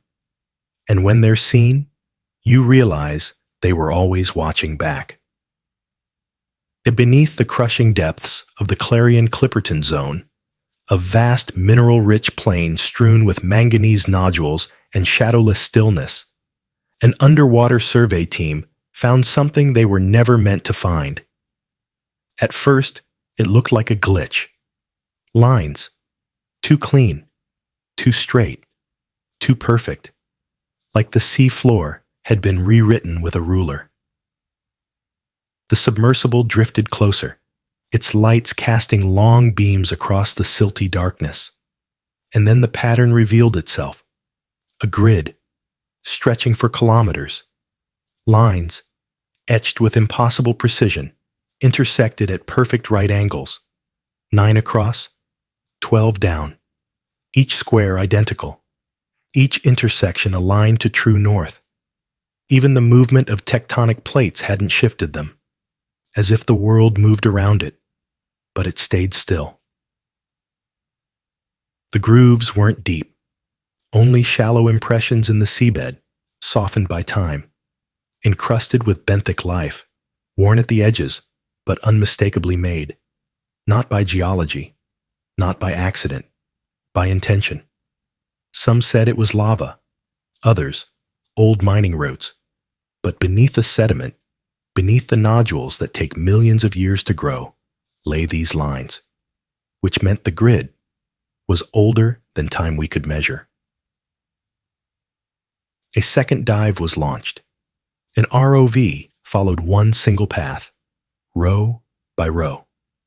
For nearly 3 hours, the same perfect spacing until it reached a raised square. A platform, elevated just enough to be noticed. At its center, a circular basin, carved with 3 spirals converging into a single point. That's when the screen blinked. Just a moment of black. When the feed returned, the ROV was somewhere else, still working, still whole. But now, 2 kilometers east of where it had been. Its compass spun. Its logs were unreadable. And in the final frame before the blackout, there was something. Not a shape, not a flash. A glint, a reflection, as if something had turned to face the lens. No one knows how far the grid stretches. No drone has ever mapped its full reach. Some come back scrambled. Some don't come back at all. But the lines remain, quiet and exact, unshaken by current or time, still waiting, not to be discovered, but to be solved. The river beneath the sea. They say the ocean holds many rivers, but one, beneath the Gulf of Mexico, doesn't just flow. It carves, and it does not belong. Divers speak in hushed tones of a trench, a hidden scar where a strange current glides along the seafloor, winding through salt dark canyons like a serpent made of liquid silver. This isn't a metaphor. It's a river, one that lives inside the sea. The water inside it is dense, thick with salt and something else, a presence that refuses to mix with the ocean around it. It moves in defiance of gravity, curling around rock, slipping over submerged cliffs, even carrying fallen leaves from far-off forests above, leaves that should have long since decayed, yet drift along its surface like offerings. And this current hugs the bottom like memory. It doesn't still. It cuts. And those who have seen it say it moves with purpose, as if alive, as if it remembers. Fish that slip across its shimmering edge don't return. Submersibles that pass above it experience strange malfunctions. For just a moment, compasses stall, cameras ghost, pressure gauges tick and tremble, orientation blurs. Scientists call it a brine pool, a hypersaline stream denser than seawater. But this one, it doesn't sit in stillness. It flows. It branches, splits, forks, loops, curling around stones that have been asleep for millennia. And it's warm. Too warm. Its temperature doesn't match the surrounding seabed, leading some to believe it comes from heat, or carries heat with it, like it's been somewhere else and is still cooling from the memory. In 2009, an ROV was sent to follow it upstream. It traced the gleaming line for hundreds of meters until the canyon floor dropped away into shadow, and the river plunged with it into a cavern with no ceiling in sonar range. The vehicle followed. And then came light, a soft flare of rising heat. And then, nothing. Contact vanished. The tether reeled back, empty of footage, except for a low hum. A faint, pulsing rhythm, as if the signal had been folded and returned not as data, but as music. But the truth is, local fishermen had always known. Long before instruments or satellites, they called the place La Rente Canorega, the current that does not return. They never dropped anchor near it. No nets, no lines, not from fear, but from understanding. Because that river beneath the sea is not just a current, it is a path, a scar, a memory. Something deeper once moved through it. And whatever that was, is still moving. The map that didn't belong. In the far reaches of the Indian Ocean, where the Crosset Basin curls beneath nearly 5 kilometers of silence and salt, a research team stumbled upon something that had no place being there. A slab. Flat, broad, still.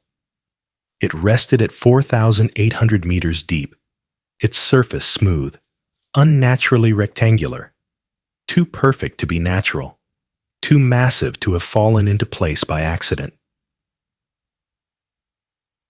One edge dipped slightly beneath the silt, the other tilted upward, as if gently set down long ago by hands now lost to time.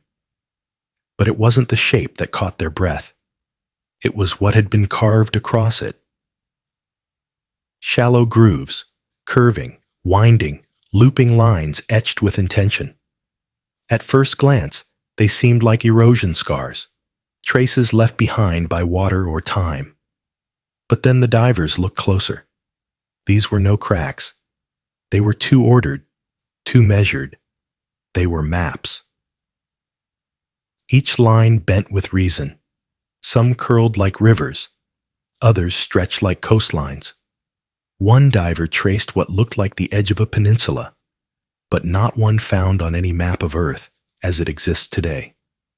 Another followed a jagged ridge that perfectly matched the submerged mountain chain beneath Greenland's ice shelf.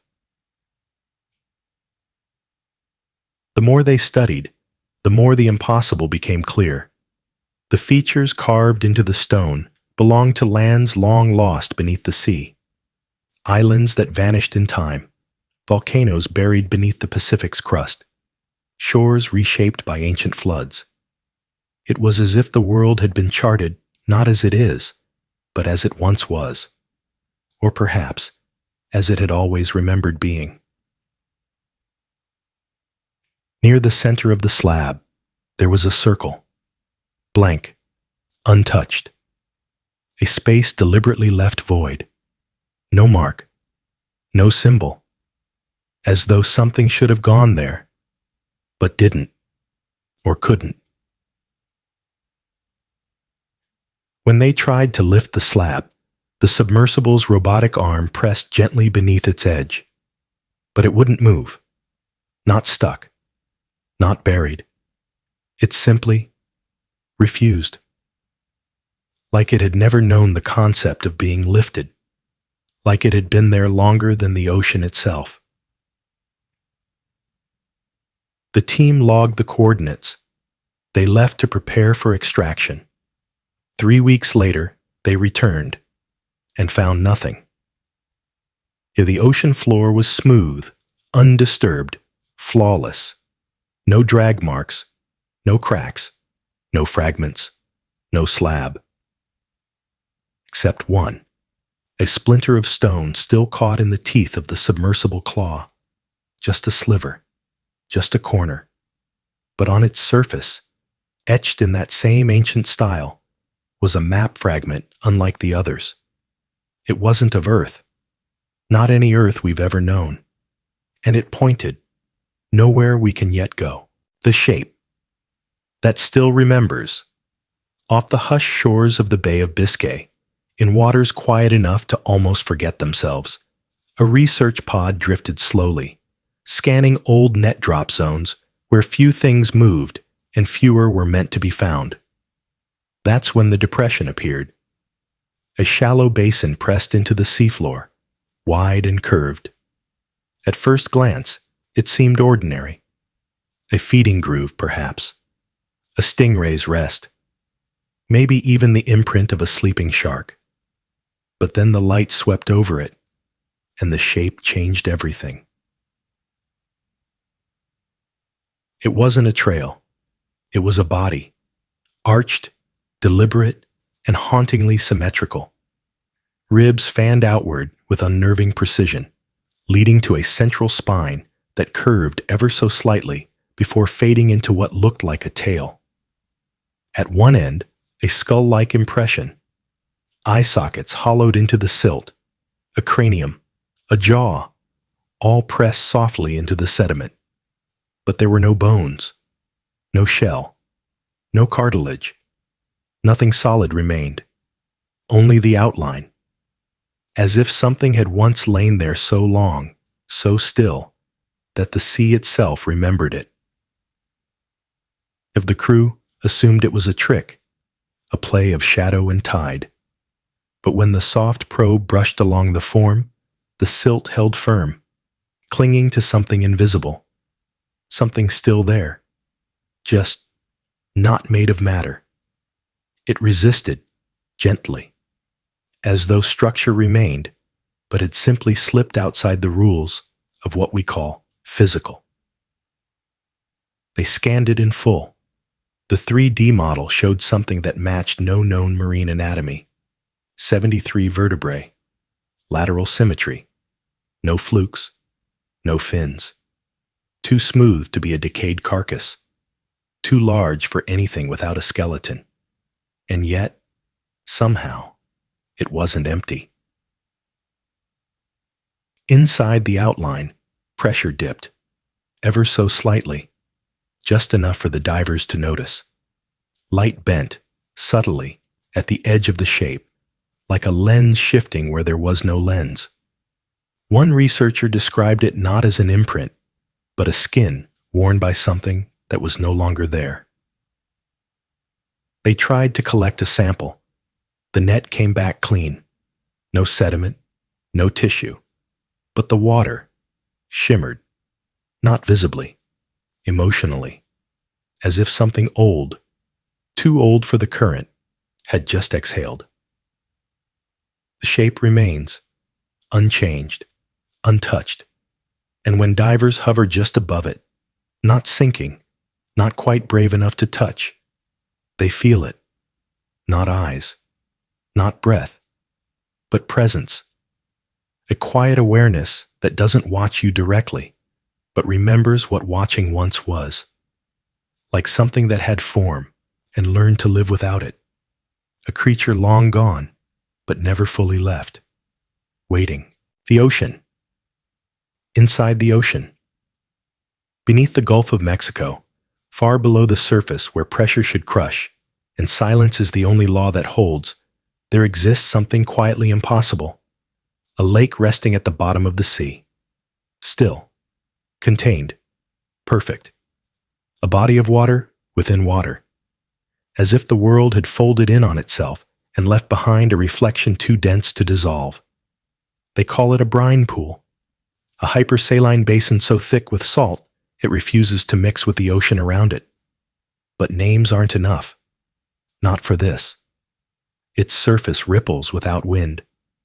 Waves lap against its crusted edges without sound. It doesn't move with the sea.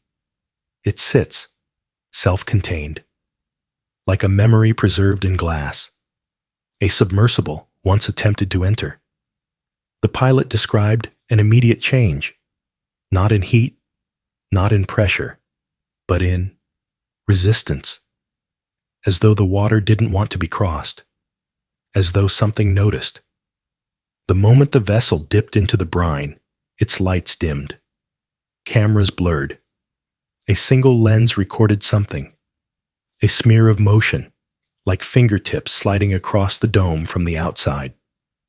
When the craft rose again, The brine peeled off in thick sheets, clinging like skin. The pilot said nothing at first.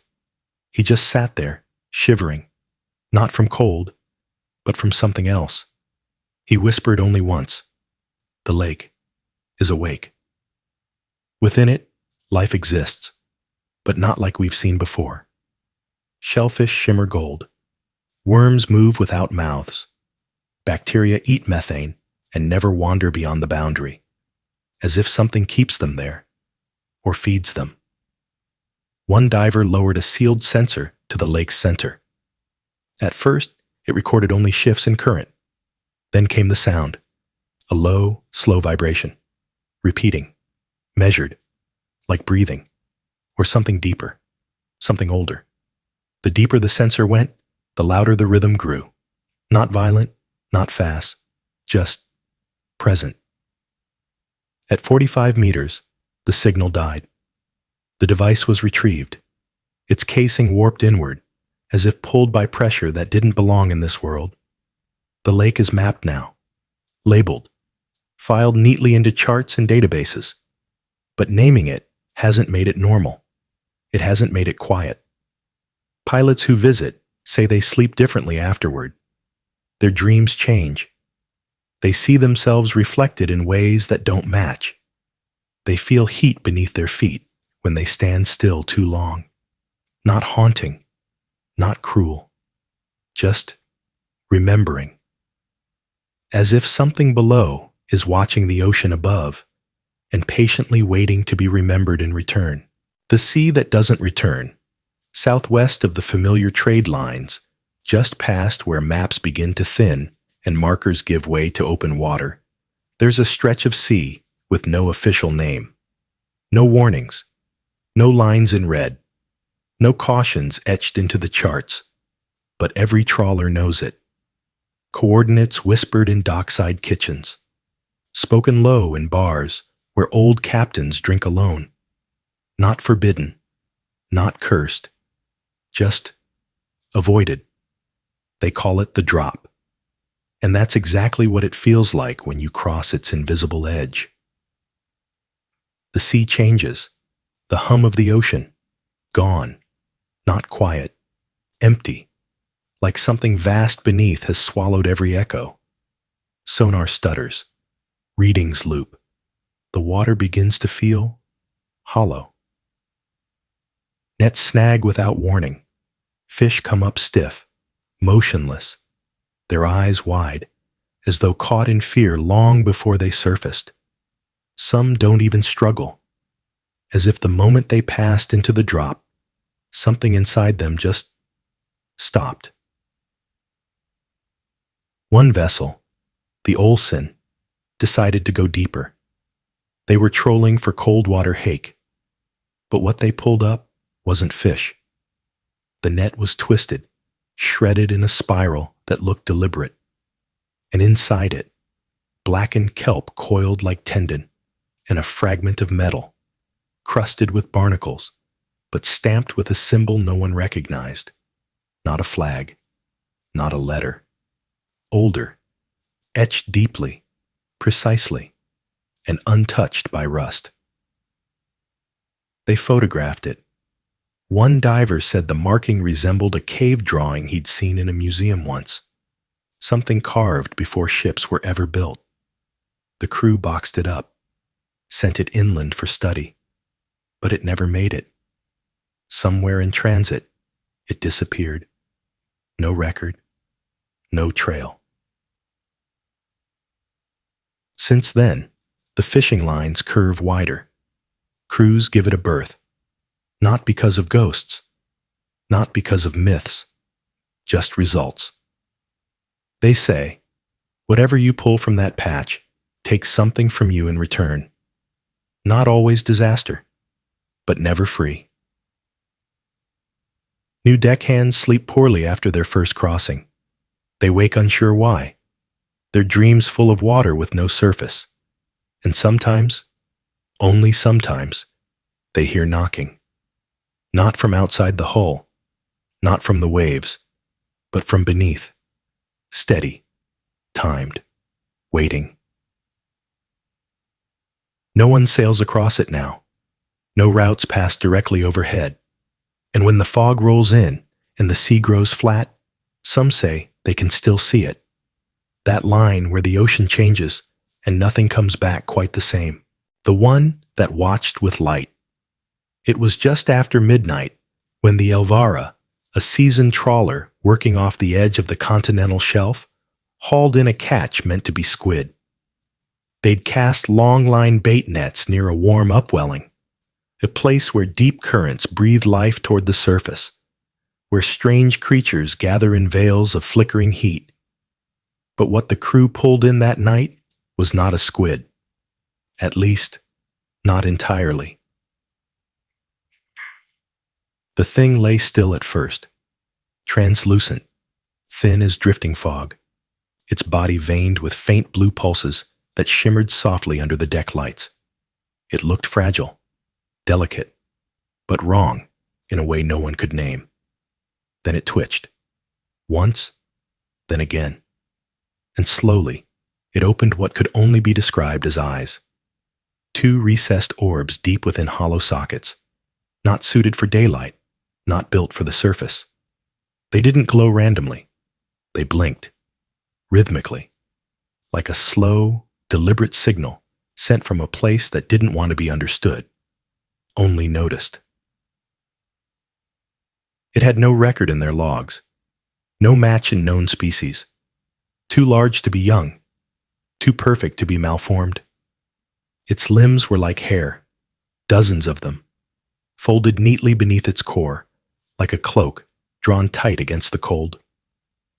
One crewman, curious, reached out to touch it. That was the only mistake. And the orbs flared, not with brightness, but with intensity. And in that instant, his hand recoiled as if bitten. The skin blistered, cold burns, fast, violent. A medic said the temperature around the creature had dropped by several degrees in mere seconds. The deck lights dimmed, the cameras locked, and still the thing didn't move, didn't fight, didn't threaten. It just blinked. They returned it to the sea within minutes, not from fear, from something deeper, a feeling they all shared but couldn't say aloud, that whatever it was, it hadn't meant to be found, that its glow was not a lure, but a voice, a language, and for a moment it had been trying to learn who they were, where it was, and how far from home it had drifted. And the log listed it as unclassified gelatinous organism. But the crew called it something else. They called it Elder Lowe's defarl, the one with lantern eyes.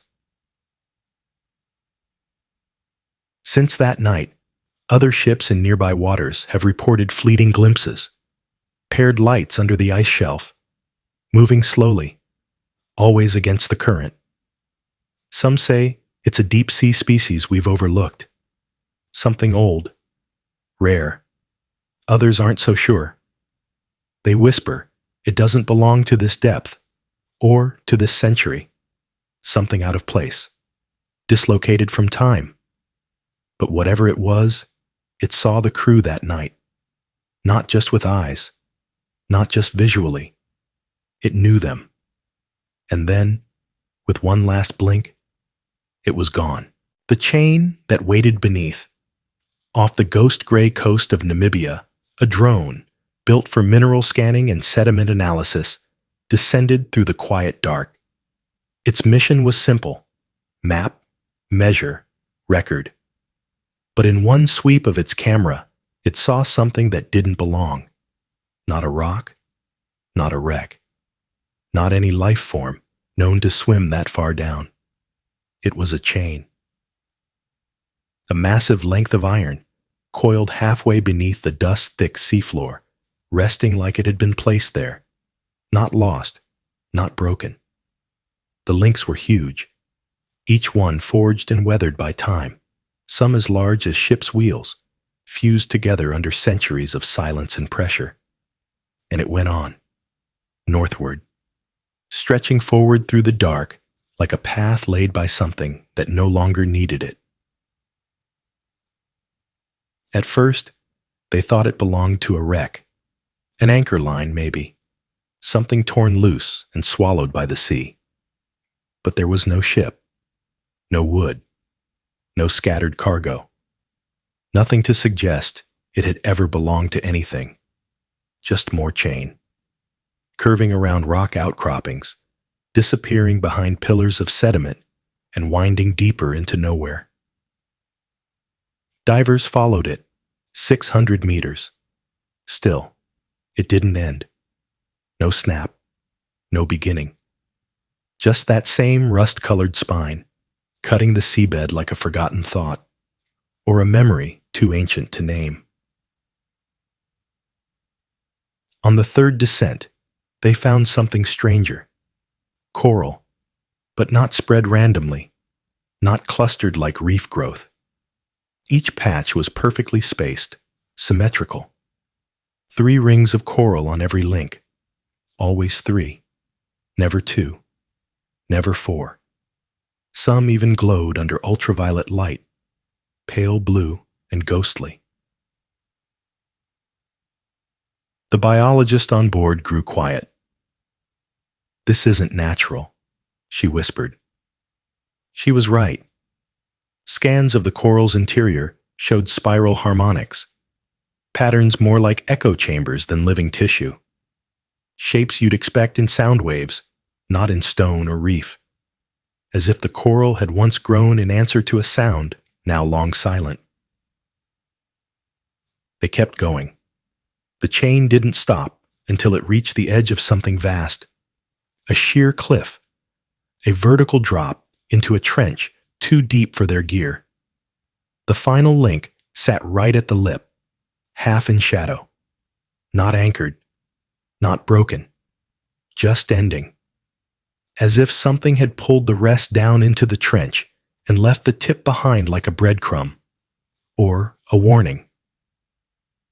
They called it the Wayfinder, but no one believed it was meant to lead ships, because chains don't just guide, they bind, they restrain, they hold things in place. And the most unsettling thought of all, the one none of them dared speak aloud, was this: that chain didn't just stop.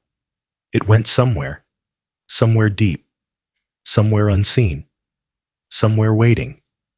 And maybe, just maybe, whatever it once held has already gone home. The one that watched.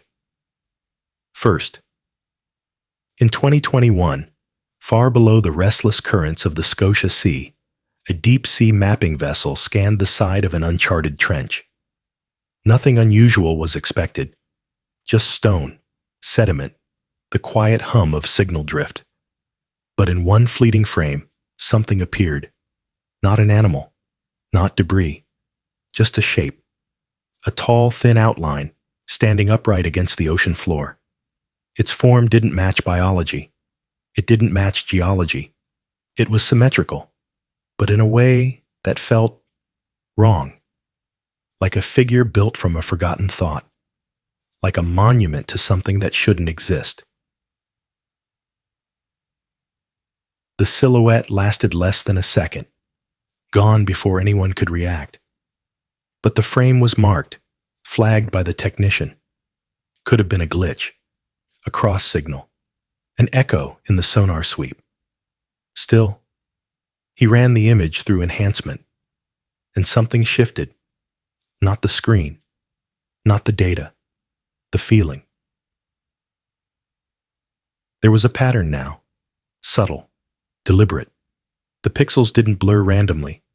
They formed a symmetry, a structure, and worst of all, it was facing the camera. Not caught by accident, not lingering in shadow. It was looking, watching, and somehow, it seemed to be watching first. Other analysts were called in, one after another. None of them could explain the shape, but all of them felt it. Not fear, displacement. Like the footage was watching them back. Like the frame was a mirror, but the reflection wasn't theirs. The trench had no name, no cables, no volcanic vents, no recorded wrecks, nothing to explain what they saw. Just deep, dark pressure and that one impossible scan. The ROV was sent back down. Slow, precise, cautious. Its light swept the trench floor again, and there it was. Unmoving, unhidden, simply standing. It didn't run. It didn't threaten. But it stayed just long enough to be noticed, to be remembered. The second video came back clean. No glitches, no static. But something stranger occurred. Everyone who viewed the footage saw something slightly different. One said it had limbs. Another said it had antennae. Someone swore it was leaning forward. One whispered that it had smiled. It never approached, never left a trace, just hovered at the edge of recognition, and every time it disappeared the moment it was acknowledged, back into the abyss, into the folds of silence and pressure where names don't reach. After the third expedition, the dives stopped. The lead technician left the team without warning. No explanation. No contact. Months later, his private log surfaced. It contained only one line, typed over and over, across more than 30 pages. It knew I was watching. Skeptics called it pareidolia, the mind finding faces in noise, signal distortion, stress. But those who've seen the original footage don't argue anymore. Not because they understand it, but because they remember it. Because deep down, they felt it too. And the ocean isn't empty. And sometimes, when you look long enough, it looks back. The tower that wasn't finished. It stood alone beneath the sea, rising out of sediment and shadow like the spine of something ancient just beginning to surface.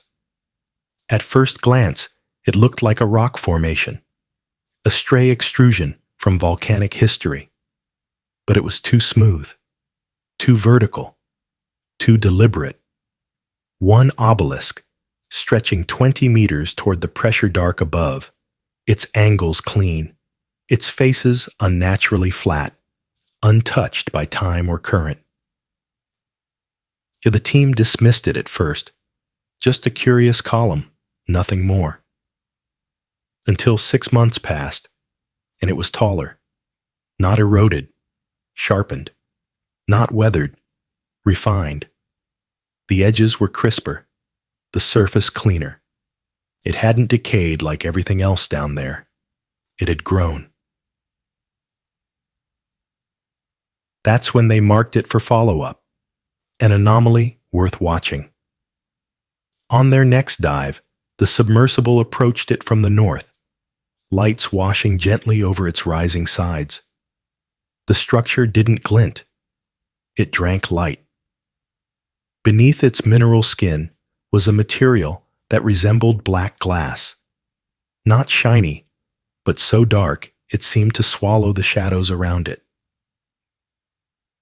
A diver reached out with a probe to collect a scrape from the surface. Before it even made contact, everything dimmed.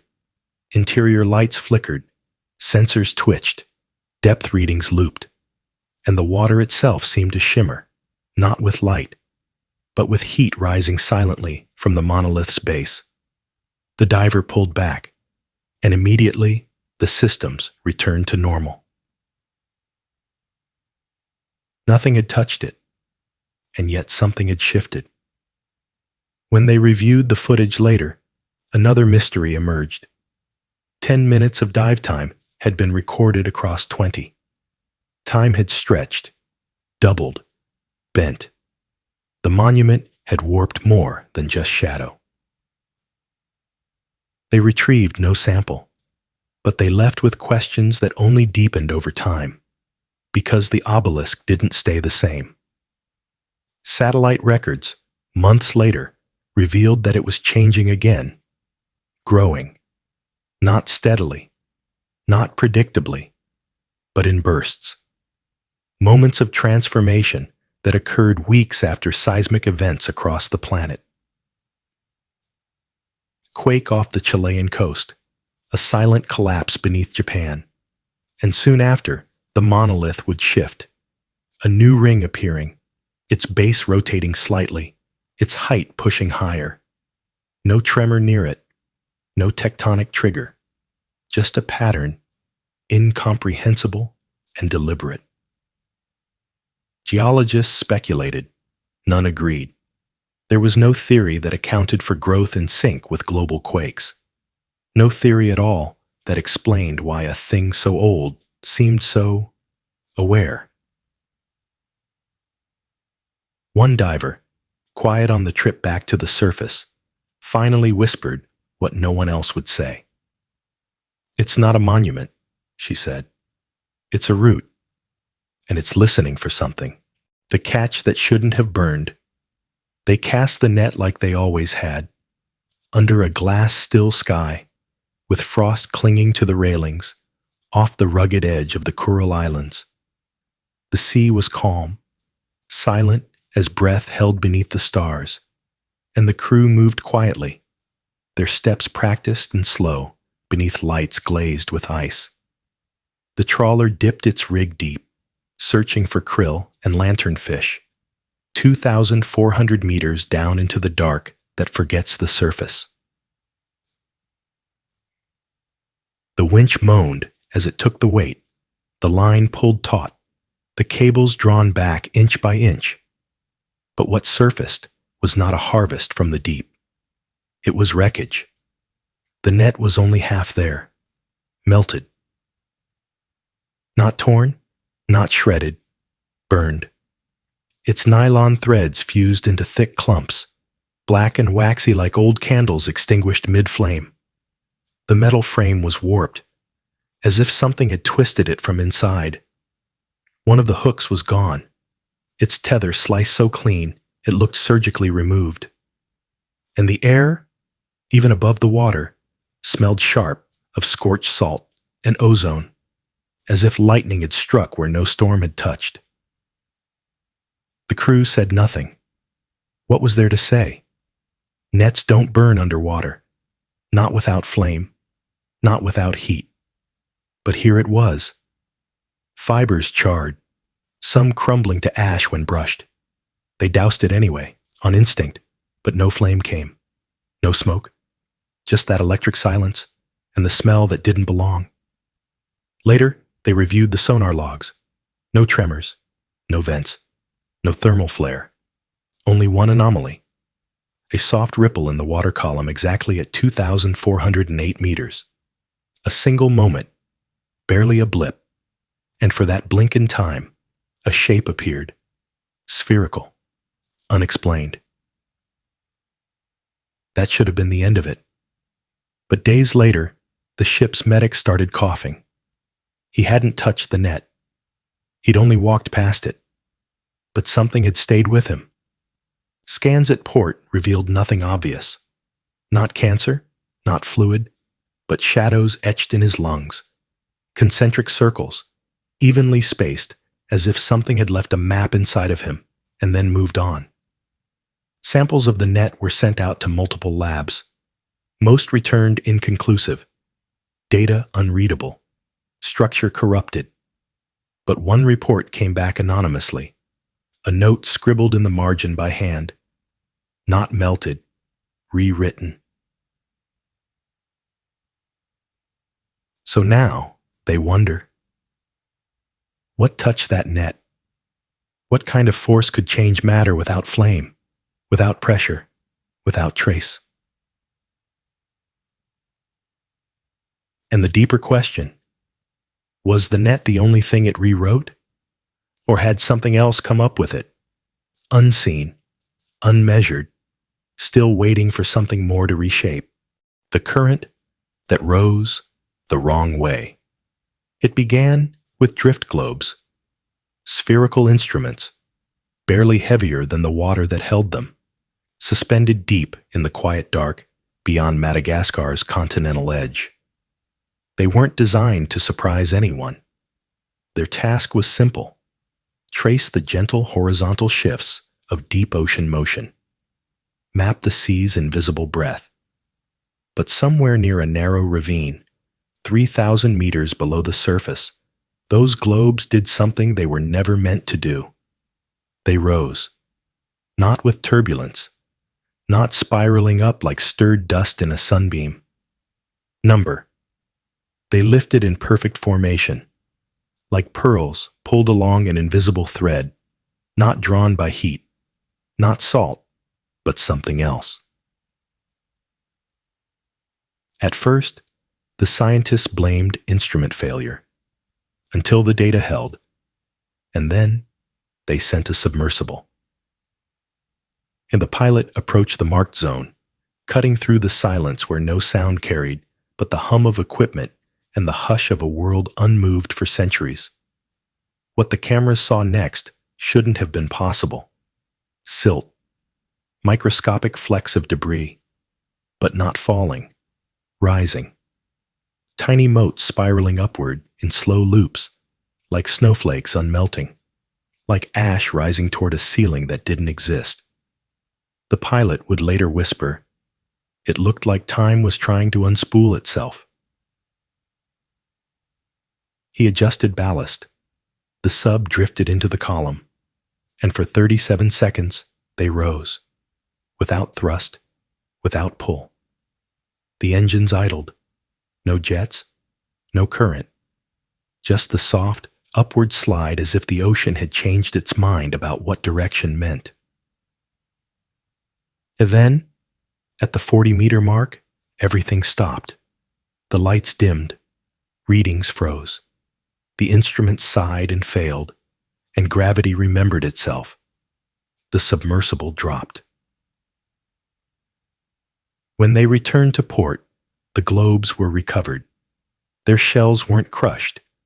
They were stretched, not shattered by pressure, but drawn from every direction at once, as if something had gently tugged on their atoms and let go, unsatisfied. Ocean models don't account for this. Thermohaline theory doesn't hold. Gravity hasn't changed. But something down there, in that trench the maps barely name, reached up. Not like a vent, not like a force, but like a thought, like something remembering how to rise, and then forgetting again. The roar that rose from below. They weren't listening for voices that day, just routine ocean scans, vibrations, pressure patterns, and sonar whispers below the South Sandwich Trench. But then, the deep began to hum, not the water, beneath the water, not through it, under it. A low swell rolled upward, not sudden, not sharp, but slow, like something enormous stretching far beneath the crust. It wasn't a quake.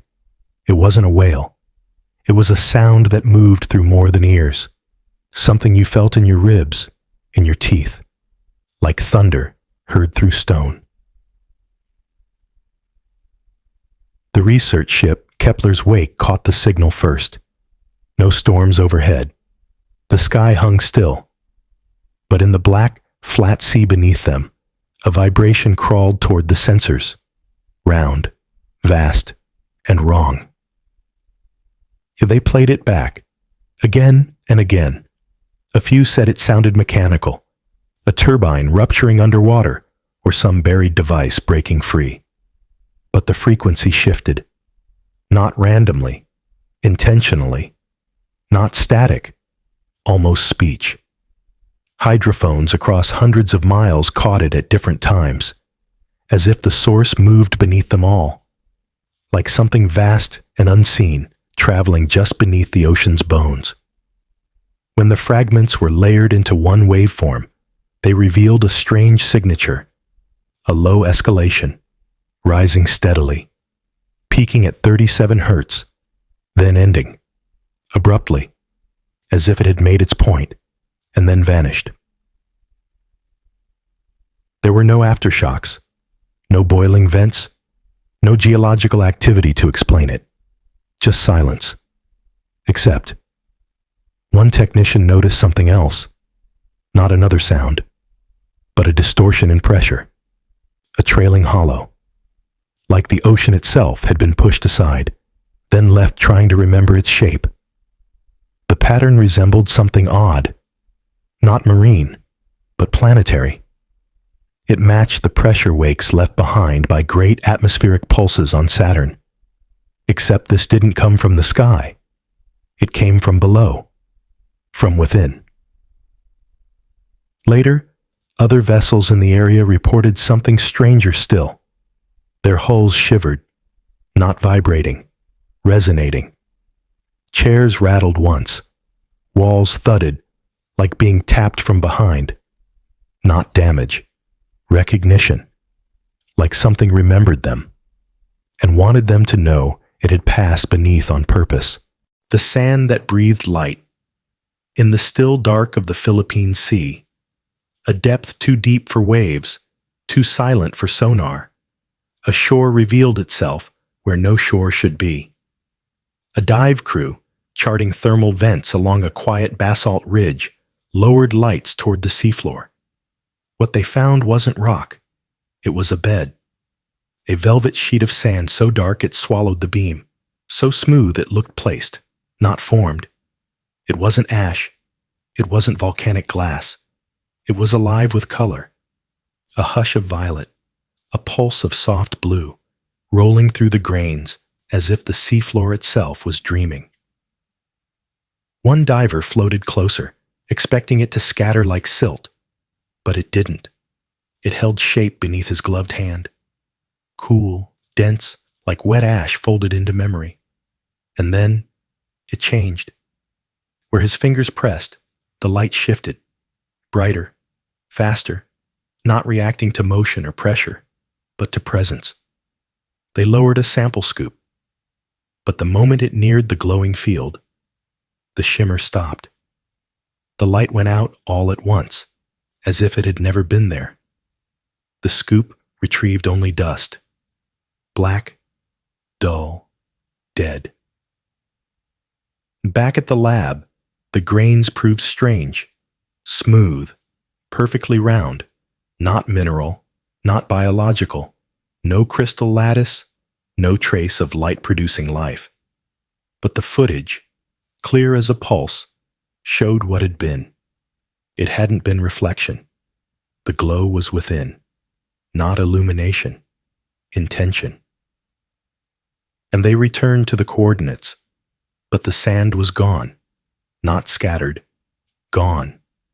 In its place, a shallow depression, like a body had once rested there, and then simply risen, taking every grain with it. There are no tides strong enough, no currents gentle enough, to carry it away like that. And yet, it had moved without leaving a trace. Weeks passed. Then came something stranger. A researcher, reviewing data in his home lab, noticed specks. Fine. Black dust collecting near his air vents. He hadn't transported any samples. None should have survived decompression.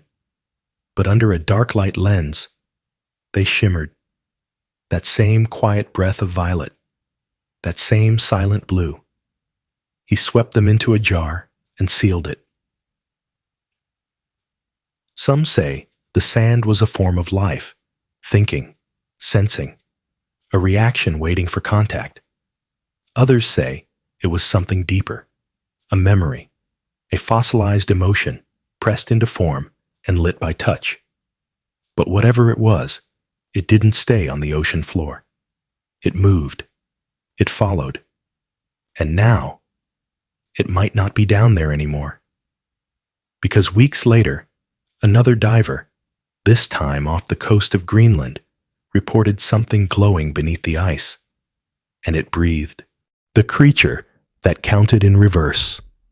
One still evening aboard Orion's Edge, a research vessel adrift above the mid-Atlantic ridge, the cameras, set to monitor deep scavengers, caught something unexpected.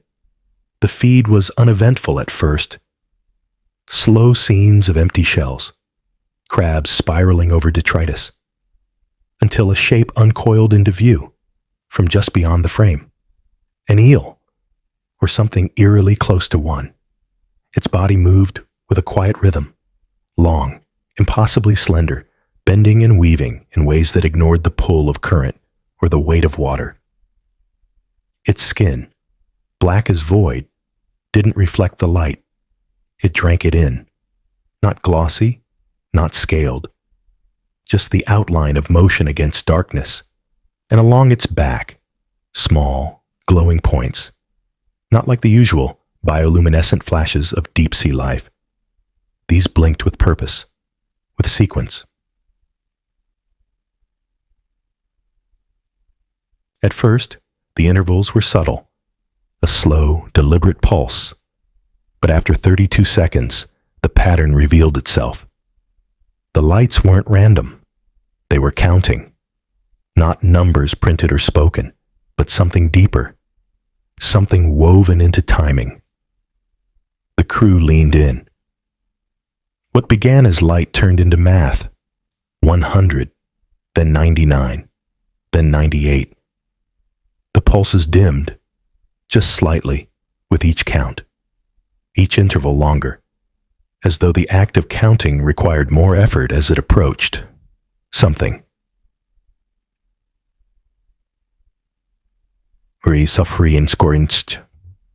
They told themselves it was coincidence, just the brain finding patterns where there were none. But one of the analysts, a cryptographer with a background in acoustic waveforms, converted the pulses into beats. And the alignment, it was too perfect. The creature circled the same patch of seafloor again and again, always near a discarded sensor. And then, as it passed that device, a spike? Not in temperature rising or falling, but inwards, like the fabric of time compressed briefly. The video log lost 6 seconds. Gone. No glitch. No jump. Just absence. And still, the creature counted. 57, 56, 55. Then it stopped, just long enough to turn, face the camera, and pause. Its mouth opened. There were no teeth, no jawline, only a glow, a light not meant to illuminate. A signal, and it pulsed. 54, and then nothing. The footage ended. The eel, if that's what it was, had vanished. No blur, no retreat, just gone. When the probe surfaced, the mission clock was off. 4 full minutes. The team reset the system, but nothing came back. No specimen, no trace. Only silence, and the growing sense that something deep below does not move forward. It remembers. It counts back. Not toward evolution or progress, but toward origin. Not a beginning, but a return. To something before light, before thought. Something ancient, still waiting, and still counting. Outro. The ocean ambiance returns. Slower, softer. A gentle swell rises and falls like breath. We search the sea for answers, but sometimes what we find is not meant to explain, but to remind. The creature we saw tonight may never be seen again. It left no trace, no name, only a number, a rhythm, a memory. What if it wasn't warning us? What if it was marking something? Not an ending, not a beginning, but a return? A cycle deeper than time, older than language, remembered not by the surface, but by the sea. There are patterns beneath the ocean floor, stories without words, and if we listen quietly enough, we might begin to hear them. Music fades into a soft, pulsing echo. Thank you for listening. Until next time, rest well, dream deeply, and if you hear counting in the dark, don't be afraid. The ocean remembers, and now, so do you.